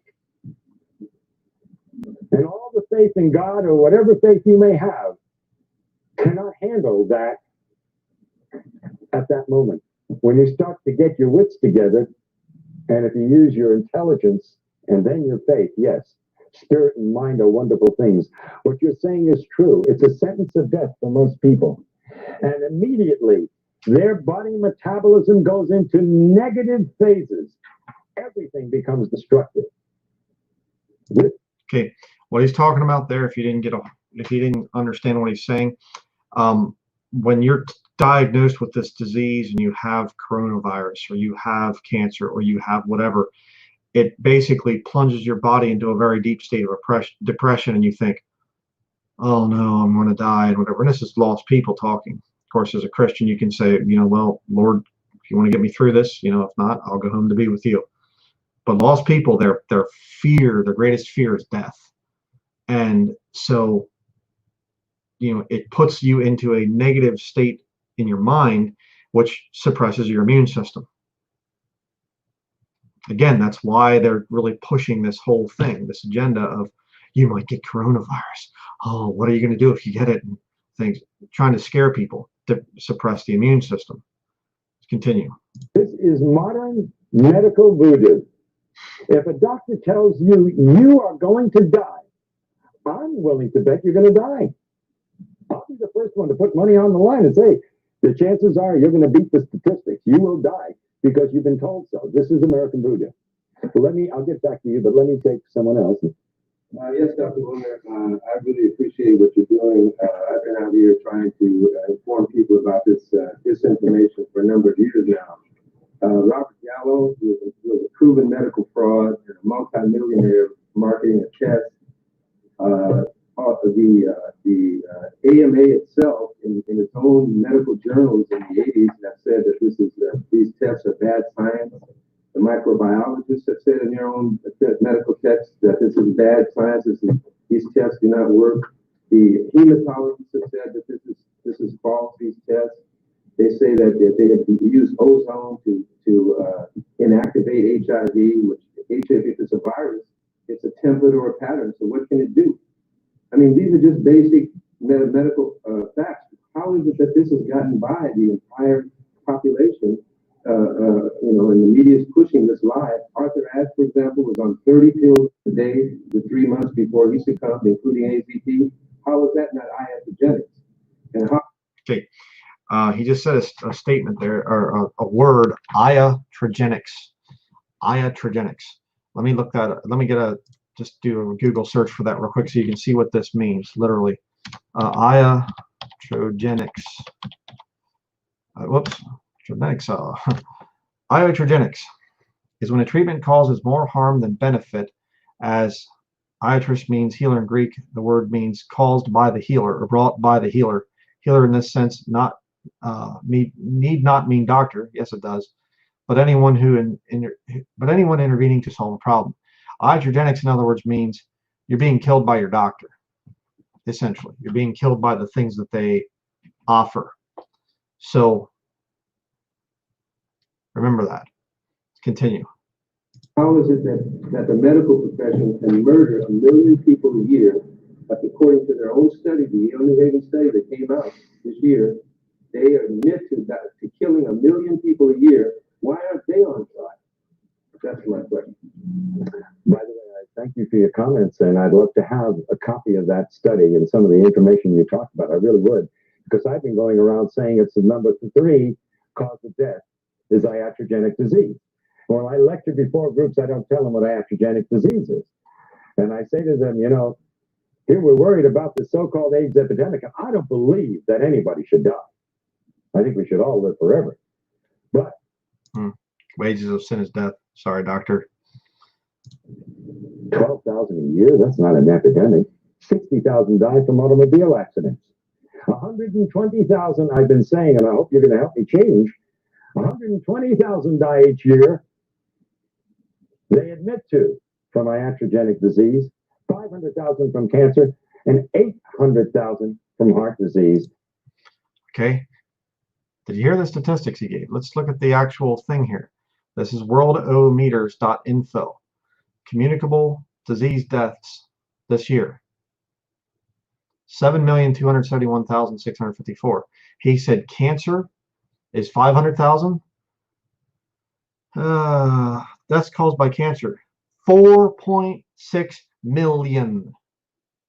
From 1994 to the year 2020, it went from 500,000 deaths a year with cancer to 4.6 million. Don't tell me it's because of environmental pollution or global warming or some kind of thing. It's because of hospitals doing this to people. It's because of chemotherapy and other things like that. They're murdering people. Okay? Coronavirus is just the new little way that they can do it. And coronavirus is just, it's not even all that deadly. People, I mean, you know, I'll just show you here if you've not seen this website before. Worldometers.info. Okay? But right here, coronavirus updates. You can click on that. Coronavirus cases, 15,495,000. Recovered, 9 million. Active cases, 99% of the people that have coronavirus supposedly are in mild condition. Recovery rate, 94% of people are recovering from it. It's not that bad. Okay? So again, you can go. I mean, this is, there you go. The science behind the whole thing. But look, isn't it amazing? I find it just so amazing. And look at this. The deaths today, or excuse me, deaths today, 83,700, and it's going up all the time. Huh. Deaths this year, 32 million. A lot of people die. The wages of sin is death. All right? But see, they'll scare people so that they can get their little agenda through. Let's continue. And I'm glad you're telling me it's a million, because I've been saying, they say it's number 3. I really believe in my heart it's number 1. Sure. I agree with him. Absolutely. Now, if we took the figure of 120,000 being killed by doctors, not malpractice, but as a normal course of everyday medicine, then doctors are 10 times more dangerous than HIV. Now you're telling me it's 100 times. Yeah, I want those figures really desperately. Please. They admitted 350,000 in 1960. Well, I will be indebted, because that's powerful stuff, and I really, you know, it's funny. You never know where the figures are going to go, but with medicine, anything's possible. Yes, that, and pardon me? Just the USA. Well, later did an article by the Penthouse that talks about those issues. Yes, ma'am. 300,000 Americans die annually from diseases and illnesses related to being overweight. So I don't know how that will work out, but it would certainly be one with the industry of weight and HIV. You know, that's a very good point. Yeah. In other words, a lot more people die of being overweight, obese, than die of AIDS. You know, why don't they ban spoons for a while or something? Or, you know, you have to quarantine yourself from the candy aisle at the stores, or, you know, ban jelly donuts. No more jelly donuts or junk food. And shut down fast food restaurants and whatever else because too many people are dying of obesity. Of course not. We have to shut down the states to keep people from eating too much ice cream. Of course not. Don't fall for the fear and the propaganda of the media and the medical establishment, brethren. That's the point here. Let's continue. Yes. There you go. Thank you. That's a very good point. You know, I pick up some marvelous ideas from some very bright people, and I can't tell you how much I appreciate it. I'm going to be using those. Do I have your permission now? Okay. Some insight on how this mechanism works with pediatric AIDS? Oh, okay. That is another good question. First of all, I challenge anybody Except there are always exceptions, and the exceptions are, of course, as we know, genetics, and children sometimes born under circumstances where we don't have all the facts. But I would say 99% or better of the individuals born with AIDS, if they actually have AIDS, the mother was a crack mother, was on drugs, no question about it, or had obvious, incredible immune suppression for what other medical reasons, as they say. I'm thinking in particular is Elizabeth Wade, and her child got it from her. She had blood transfusion for the birth of her child. It was the tainted blood at Cedars-Sinai. She then passed it on to her child. She passed on HIV. It's a story, yeah. Okay, let's call things HIV, not AIDS. Right. Now what happened? After about 3 years, got very sick. They didn't know what the problem was. Mm-hmm. The doctor said nobody knows what it is. They finally did an HIV test on the child, found out that she had it, and then she died. Ariel died. But there's a gap there. They found out she's HIV positive, and then she died. How much time and what was done in that period of time? I can't answer that question. I mean, listen, I was in the practice of general medicine for a lot of years. I had one of the largest practices in the state of Florida. And I can tell you, I treated a lot of kids over a period of time that got very ill in their first 3 years of life. You mean they had AIDS? No, they did a test. I will guarantee you, I don't know what she died of, and I can't answer. But I will tell you, these kids who are diagnosed as HIV, if they're given AZT, they will die of AIDS. Absolutely. Most of them will not die, just like most of the kids I treated did not die. But I had an occasional child that ended up with a meningitis and died. And by the way, our current Miss America, who's deaf and dumb, got DPT. That's what made her deaf and dumb. Yeah, sudden infant death syndrome. Yes, now we'll go back to you. Go ahead. Okay, real quick, just to say it here again. People are born with immune deficiencies because the mother when she's with child, she doesn't eat the right food. She's not practicing good nutrition. Then she's probably the result of bad, immune system and whatever else. And they have a child, and then the child's born with all these issues, and sudden infant death syndrome happens. The child dies in the cradle or whatever else and stuff. And so what the medical establishment does is, instead of just saying, hey, here's the simple way to take care of this: proper nutrition, proper exercise, proper sleep, get saved. Of course, medical establishment's not going to tell people that, but they'll come up with all these new diseases. It's AIDS. It's AIDS. Yes, it's AIDS. What is AIDS? Autoimmune deficiency syndrome. Ooh, immune deficiency. You have a bad immune system. How do you fix that? Proper nutrition. Oh, you can pass malnutrition to other people. Well, if you take their food away, I guess you can. But see, medical establishment, since in the 20th century especially, and on into the 21st century where we are today, they control through fear. You need to come in for your checkup. Why aren't you coming in for your checkup? What if you have cancer? What if you have some other serious disease? And look what they're doing with the coronavirus thing. We got to destroy your economic future. We got to make it so that you lose your home, you lose your job, you lose your health, you lose everything because of the possibility of a disease that's not really a disease. Continue. How do you explain then the T cell decline in those who have not taken AZT and are not psychologically affected? And I don't believe it to be a wonderful question. Really great. Now let me tell you a little bit about medicine. See, I was always confused by this T cell thing, because T cells are nothing more than lymphocytes and leukocytes. They're our body's way of fighting infection. Now, when somebody came into my office with a bellyache, I would do a white count, which includes the T cells. Now, if the white count was like 5, 6, 7,000, didn't think anything of it. It was a bellyache, some bad food, maybe of a viral infection, the great dumping ground viruses. They even had me thinking that way.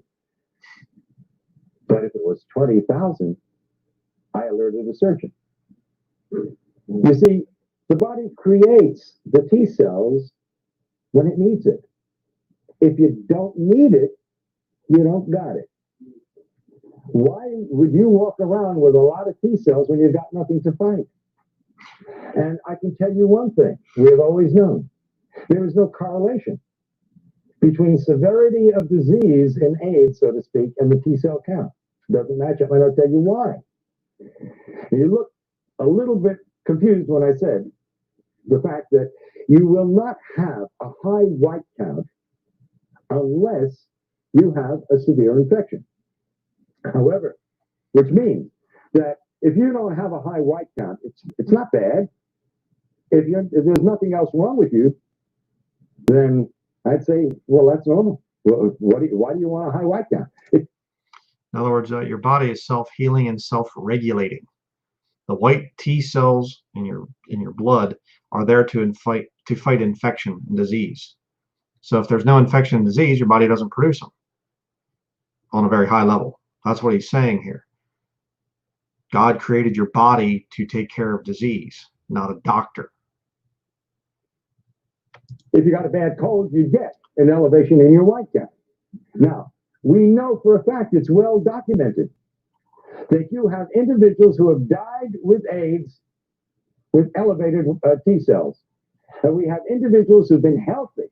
And when I tell you healthy, I feel sick by comparison at looking at some of these individuals.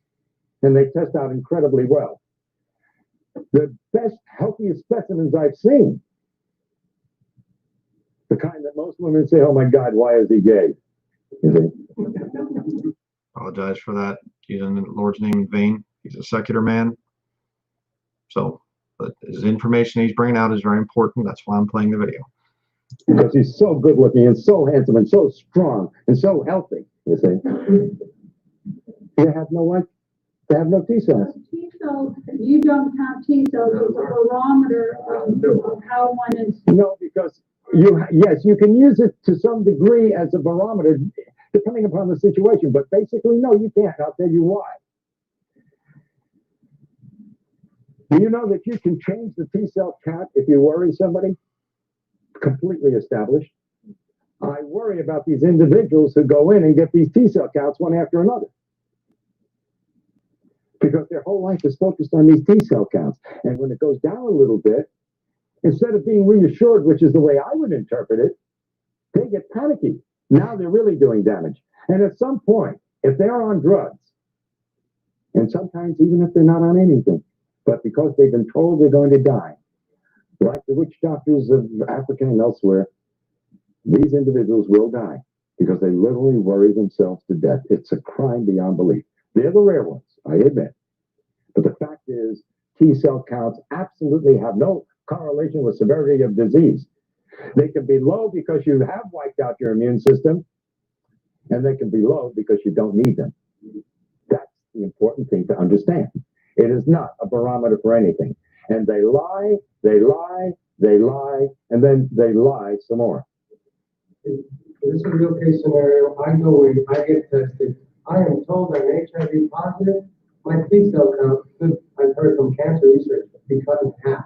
It was 50% of your T cell count, so I can get 50 people. The other scenario can happen too. It can go wild, go way up. If it goes down because I'm told I'm going to die, isn't that enough to get me on ADP? Oh, sure. Absolutely. First of all, let me tell you something. The CDC that let syphilitics untreated when they had drugs that could have treated, just to observe, the same CDC has already admitted that between 40 and 60% of the cases listed as AIDS were never even tested for HIV.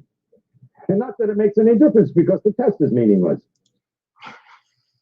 The CDC, 60% of the people tested didn't actually have it and whatever, and the tests don't even work. Kind of like the coronavirus thing. Same CDC, you know, the Catholic drug creators or whatever you want to call, you know, run by Jesuit, Robert Redfield, founded by a Jesuit. Yeah. Continue. So could this scenario also happen? I take AZT because it is a foreign invader, my T cells will go up. Yeah, they initially do. And that's exactly what happens. When you challenge the immune system, which AZT does, you get an initial rise. But then the AZT begins to do its dirty work and suppresses your entire reproduction of your T cells, and eventually it goes through the floor. Absolutely. That is the scenario. Yes, we're going to try to finish one or two more of your questions. Somewhere in this, you say that HIV itself is a harmless tissue. It's an innocuous retrovirus. Are you then saying that, as you said earlier, that you don't know what safe sex is? If I go back and report to my gay and lesbian readers, young gay men in particular, and there has been a rise in incidence among young gay men of HIV, again, with the test that you don't believe in. Right. Well, it means nothing. Until you give me one single document that proves HIV causes anything, it's meaningless. But what I need to, here's what I need. Yeah. Mm-hmm. Is HIV sexually transmitted? Shall I go and report to these young gay men that they need not worry? Okay. HIV, this harmless virus, can be sexually transmitted with incredible difficulty to the point where it becomes meaningless. All right? Right. And that hasn't been definitely proven. By the way, in one of the studies which they were presenting of 25 males where the semen was examined, who were HIV positive, they were able to demonstrate only in 2 out of 25 the virus, and they only found 1 in 1 million cells. That is not disease. There's no way in the world, and especially with a virus, a retrovirus that supposedly is killing off the cells it needs in order to replicate, even if you transmitted 1 virus and it did kill off, and it was this terrible disease you say it is, there's no way it could cause disease. It's impossible. The lie is so compounded and so idiotic and so unbelievable that you literally have to fight your way out of the maze of these lies. They are all unadulterated lies, and the men responsible for them and women belong in jail. Yep. Again, amen. Yes. Same thing with the whole coronavirus thing. You have to work your way through the maze of all their lies. They're just constantly, masks are, you don't need masks. The masks can't protect you. You have to wear a mask. Well, you don't really have to wear it because of if you're sick, you should wear it. It's more if somebody else is sick, their spit can't get into your mouth. But you have to wear it. We think. Maybe, well, maybe, but maze of lies, deception. Evil men and seducers shall wax worse and worse, deceiving and being deceived. Let me show this little picture here again. There he is, Anthony Fauci, back years and years ago. And here you have Robert Gallo, Anthony Fauci, and Harald Zurhausen, the German virologist, getting awards for killing people. Continue. Yes. And then we'll just... Arthur Rash, Magic Johnson, and Ms. Glazer, the late Ms. Glazer, were all unable to infect their partners, even though they had years of unsafe behavior. So there's considerable... Okay. If you heard what he said there, Magic Johnson. Magic Johnson came out years before this whole thing here, and came out and said that, you know, he was with all these different women and whatever else, and he was diagnosed as being HIV positive, or he had AIDS. Also, I remember that. I was back in high school, you know, when that whole thing happened.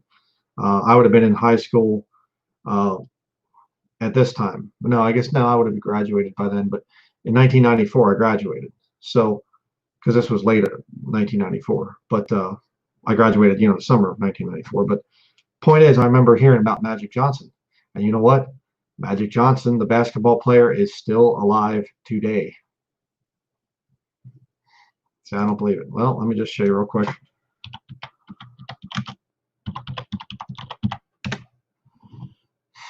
There he is. Still alive.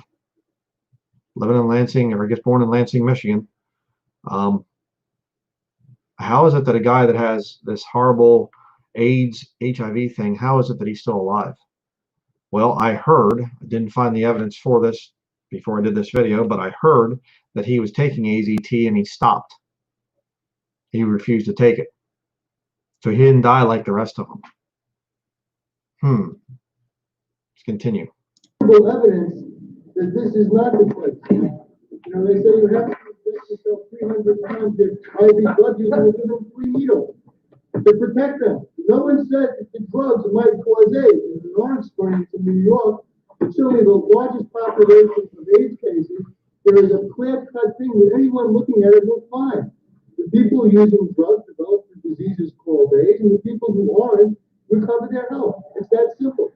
Yes, and by the way, for that population that you're writing for, let me simply point out, again using the government's figures, they say it takes an average of 1,000 acts of intercourse over 10 years in the United States and 10,000 acts of intercourse over 10 years in Africa to transmit the AIDS virus. That's twice a week in the United States for 10 years on an average to transmit the virus. In Africa, that's 20 times a week on an average. And if you know what the bell curve is, there's got to be some individual out in Africa that's doing it 200 times a week. I want to meet that individual. And now let me give you a set of figures which you must produce for your readers, please. The World Health Organization says that the annual conversion rate in the United States for HIV is 1 to 1.5% a year. Now, according to the figures given us by the CDC, there are constantly, for 10 years now, 1 million HIV positives in the United States. Now, that defies all definitions of an epidemic. How does it stay steady at 1 million if this is an epidemic that's going to kill everybody? And by the way, their predictions from 10 years ago were 91% wrong as far as deaths were concerned. Think of that. Now, hold on. 1 to 1.5% per year would average out to 67.5 years for everybody who's HIV positive in the United States today to become full-blown AIDS. That's the annual conversion rate, published not by me, by the World Health Organization. But in Haiti, it's 1/10 that. So if you're HIV positive, I would advise all your readers to go to Haiti. They got a 10 times better chance of survival if they go to Haiti. Because there it will take 1,000 years for everybody, this is World Health Organization figures, for everybody who's HIV positive today to become full-blown AIDS. But hold your hats, hold the presses, young lady. Tell your readers this, and I quote the World Health Organization.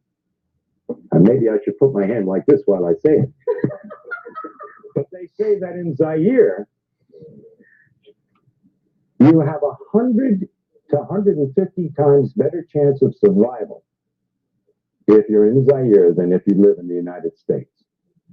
In other words, there, it will take 25,000 years for everybody who's HIV positive today to become full-blown AIDS.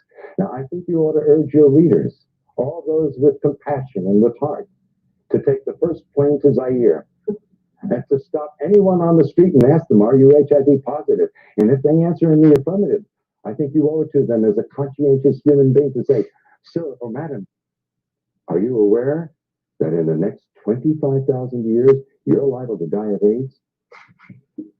Those are government figures, they're not mine. The ridiculousness of it demands that you print those figures, that they give them to your readers. Okay, again, you start to look into the quote-unquote science. The Bible talks about oppositions of science, falsely so called. And you look into it with a lot of the stuff that the medical establishment comes out with, and it just falls apart.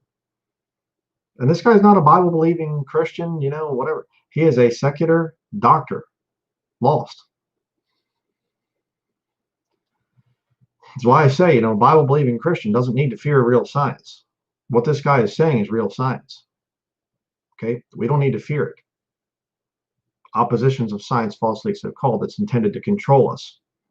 That's what you have to not fear, but that's what you have to condemn and speak against. Continue. Not much more to go here. Bryan, isn't it interesting that Africa and Haiti have similar situations in North America and Europe? Although Africa is closer to Europe, you would think that this infectious spread would spread closer to the center of the origin. The answer is very simple. Malnutrition and starvation can lead to death, and at a very variable rate depending upon the malnutrition. But AIDS due to drugs is a much shorter period of time. Iodocanol is a drug from Ciba-Geigy, or no, LaRouche, I think. They've been injecting people in Zaire and Angola and in Haiti with this iodocanol since the 1970s. And this is a hepatic drug. This kills the liver. And the liver is your biggest filter of your blood in the body. And if you destroy the liver, it has more than 500 functions in the body, and you're dead. By the way, let me throw out, I think, an overall principle to take a look at very seriously from the point of view of disease and death. And this applies to AIDS as it would apply to any disease problem in humanity. And with this, I'm going to end. The bubonic plague killed half the population of Europe. The question you must ask and must answer, if you're going to be a rational thinking human being, is why didn't it kill the other half? In the United States, in 1919, 18 million people died of the flu. My question is, why didn't the other 92 million die? The answer to that, and every reporter owes it to their readers, is very simple. The bugs do not cause the disease unless there's a suitable terrain. And so the answer to all disease is not to take a shotgun and blow a human being apart, but to simply prevent the disease to begin with by living at peace and in harmony, not only with your fellow human beings, but with every organism on this planet. And thank you. Well, you need to be at peace with your creator. So I disagree with him on that, but that's the end of the video. Yeah. So some really, really good stuff in there. Some definite things to think about, to pray about. But again, one more proof that this whole coronavirus thing, it's all part of the corrupt medical establishment. Remember, the word hospital comes from the ancient Catholic hospitaller order. The hospitals, the medical system, it all goes back to the Catholic Church. That's what the Bible says. So everybody just take heed to this thing, okay? You have to get your health. You know, that's between you and the Lord, right? You need to, if you have high blood pressure, figure it out. Okay, I had high blood pressure for a long time. I was on medication for it. My wife came along and just, boom, no, you need to stop taking that. I stopped taking it. I'm fine. Found out that the whole high blood pressure thing is a scam anyways. It's supposed to be, for many years, it was the, you know, the diastolic, I think it is, that's the high number. Diastolic for many years was 100 plus your age. So my normal blood pressure is actually, you know, 145 over 80, 90, somewhere in there. But if you go to a doctor and you say it's 145, they'll say, oh, high blood pressure, pre-hypertension, you know, or hypertension, I guess maybe. No, it's not. And the Joint National Committee came out in 2018 and actually changed the standards for what is considered high blood pressure. So now 140 over 80, I think it is now considered normal. There's so much wrong with the medical establishment is what I'm trying to say. If you're on drugs, you know, again, they talked about a guy earlier that was on 30 different drugs, including AZT, and he died. I knew a guy the one time, one of the worst I've ever heard of. He was an older man going to a Methodist church where my parents were attending. He was on 75 prescription drugs, and he died. That's what they want. Prescription drugs are a kill yourself at home self-inquisition kit. Okay, I don't know how to maybe say it exactly, but you know, it's something that, you know, you can kill yourself with these drugs. And you know, if you look it up in their own sources, they'll tell you what they know. And you know, I saw somebody commented a while back and they said, well, a lot of these doctors, they're not looking into it, they're not, you know, checking it out and whatever. I don't care, they're still guilty. Okay, they could claim, you know, feign ignorance. I didn't know. If you're watching your patients coming in, you're prescribing drugs to that patient and they're coming back and they're worse, and you're giving them new prescriptions, and for stronger, higher dosages of the drugs, and they're coming back in and they're getting sicker. You are, if you're a doctor, the Hippocratic Oath, do no harm. Okay, you're doing harm. So every doctor out there is going to stand before the Lord Jesus Christ and give an account for the fact that they are murdering people. And you get some guy like Fauci, that man is as good as being in hell with the door shut. Okay, and I pray that the Lord stops that wicked man. I pray for the Lord's judgment to hit Fauci and his family. I pray the Lord's wrath falls upon that man. He's very wicked. And all the other Jesuits that are involved, including Donald Trump, who's a Jesuit educated at Fordham and sent his 2 boys to Jesuit schools. So don't tell me, oh, he doesn't know any better and whatever else. It's the Catholic Church, brethren. And how do we really fight against Catholicism? By exposing it for what it is, by witnessing to the Catholics out there who have no hope. Their best hope is purgatory when they die. Think about that. You're going to burn for a while to purify yourself, because the blood of Jesus Christ is not enough to purify you. Catholicism is the enemy. We can, this stuff, we have to come out. We have to say things against the whole coronavirus, whatever else. We have to stand up for natural health. But I'll tell you right now, it's Catholicism. We have to attack the doctrines of Rome. That's what we're called to do. Don't forget the spiritual war that's going on here, right? That's very important. Stand up for your rights. I'm not having anything to do with this forced vaccination or whatever else. Sorry, not going to happen. But we also have to stay on the case of the Roman Catholic Church. Attack their new versions that go against our King James Bible, NIV, NASB, all of them, based on the Nestle's text, which is made in conjunction with the Vatican.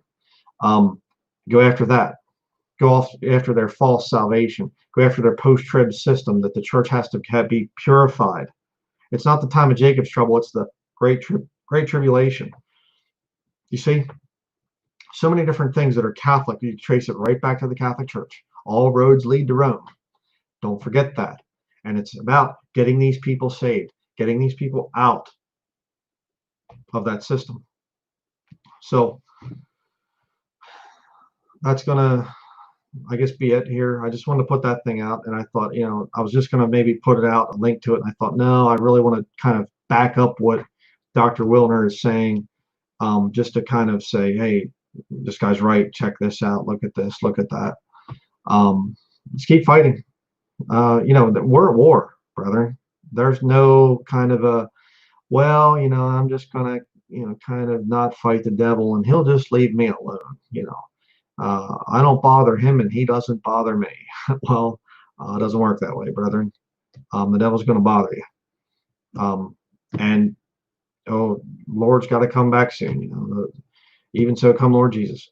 Amen. Amen to that. But brethren, we have no guarantee that it's going to be here in the next month or whatever else, or the next year, or we don't know.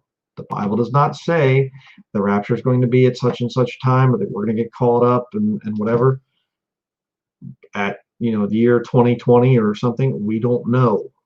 We have no idea. So there's a sense in which we are to say things that will preserve our lives here, in terms of so we're not being put in camps and whatever else. We have a right to fight for freedom, right? But don't get too sidetracked on that and then forsake the thing of witnessing to people and the thing of going against the real enemy, the Roman Catholic Church. Weigh this stuff out. Okay, so just another very strong, very hardcore piece of evidence. And again, I got to say this. I can't tell you how many times I've been in churches and, do we have any prayer requests? Somebody raises their hand.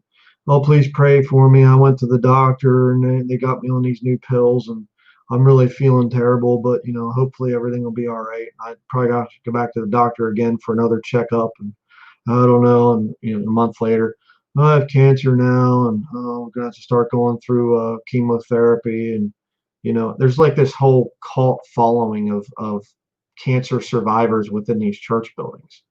And these gutless, spineless preachers don't have enough courage to say, stay away from the doctors, get away from the medical profession. I mean, I've been in church buildings that were literally, they have doctors going there and attending.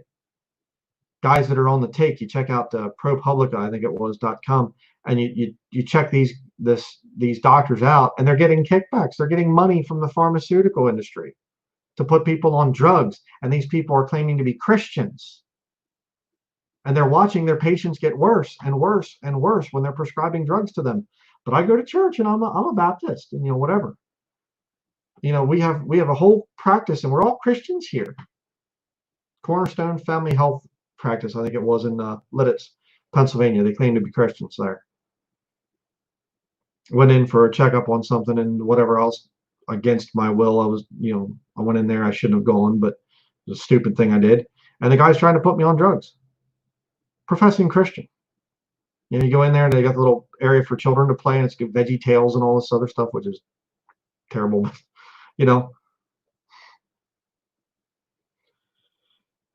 We need to stand up and fight this whole system. Somebody that's on drugs and whatever else and things, get them off the drugs. Do what you can. If you're on drugs of some kind, prescription drugs, get off of those drugs. Nutritional health, so important. It's part of your personal relationship between you and God. So that's going to be it. Hi to everybody. Please go back and watch the whole thing. It's one of the most important videos I've ever put up. I remember I seeing brother Jacob here put your comment up. We need to avoid doctors and hospitals like a plague. The irony. Yeah, really.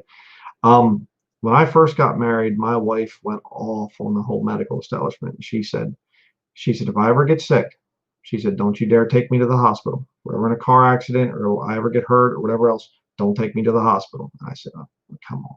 Well, I'm in a natural health, but let's be reasonable here. You got to go to the hospital for this or that or whatever. And she just vehemently, no, I will die first before I go to one of these places. You don't understand. And then by the time I've been married to her, I get to know my wife a little bit better. She had, training to be a medic in the Army. She went through that whole thing, Fort Sam Houston, I think it was, where she got her training, her medical training. She's talked about that in her testimony. You can see that. And from Lutheranism to salvation is what her testimony is called. She also was raised. Her mother was a nurse, or kind of she was in the whole cardiac rehab thing and whatever else. And she was trained by Jesuit doctors from Creighton University in Omaha. So my wife's from that whole world there, and they started to experiment on my wife, by the way, when she was 1 year old. So with all the medical establishment out there, a 1 year old baby, and they started doing medical experiments on her. So her parents took out insurance policies on her and things because they, I guess figured she was going to die. And just horrible, absolutely horrible stuff my wife has been through. And I don't think she's crazy anymore. I did at first. I thought, oh, come on, not across the board crazy, but I just thought, come on, honey, this don't go to the hospital thing and all this stuff. I don't think that way anymore. I've learned a lot from her. And please, if you're out there and you're on drugs, get off of them. You heard it from a medical doctor. Get away from drugs. Get away from drugs. It's not just me. So I don't even care if you're an atheist or you're a sodomite or Roman Catholic, Jesuit, whatever you are. Don't get on drugs. Don't get on drugs. So, and by the way, let me just say that the damage that was done to my wife over the years, through all the stuff that she went through, she's come out of a lot of that, and nutritional health is bringing her back and everything. So there's been a lot of detoxing, a lot of things that she's had to come through. And so there's no, oh, well, I've just gone too far and I can't, come back or whatever. No, you can come back. Nutrition, God's health system of health is so much more powerful than the drugs of the death cult known as the medical establishment. They want to kill people. That's the whole thing. You can kind of surmise, and well, it almost looks like they want people to be sick so that they can make money off the people. That's not even a theory anymore. It's proven fact. That's what they want. And you get into these higher level elites and stuff, they want to kill large numbers of people. they're going to do it through the medical inquisition. And they'll get the, it's such a sick joke because they're literally getting people to kill themselves with the drugs that they're giving them. And they know about it. One of their books.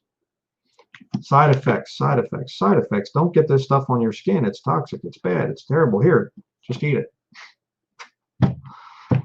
So that's going to be it. Over here in the comments, some of the fellowship that's going on over there, praise the Lord for that. If you have health issues and whatever else, start putting stuff in the comments. You'll find somebody that can help you. So that's going to be it. Thank you, everybody, for watching. Some neat studies coming out here before real long. Going to be doing more live streams now that we're a lot closer to our home here at the office.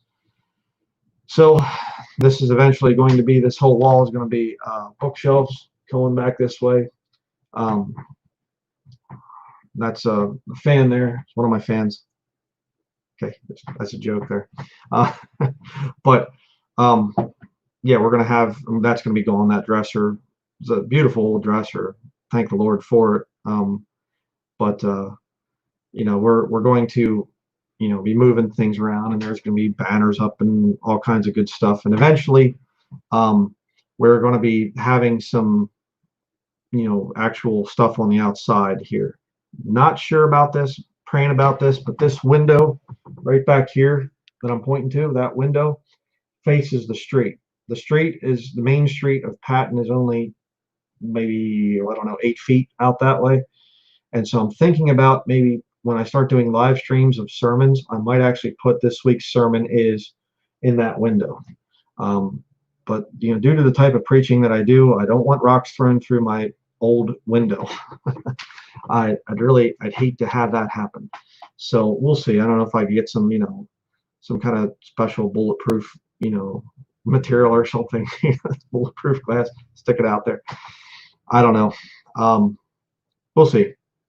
Big plans for the future, though. I'm going to be, really excited to start, dealing with people in person. So, a lot more live stream type of stuff coming up, in other words, in the future. And of course, dealing with people here locally. So it's going to be pretty neat. Actually, the UPS is pretty interesting. UPS delivery that was scheduled to come here, ordered some superfoods, actually. Brother sent us some little sample type of thing, said, hey, that's really good. So we ordered some.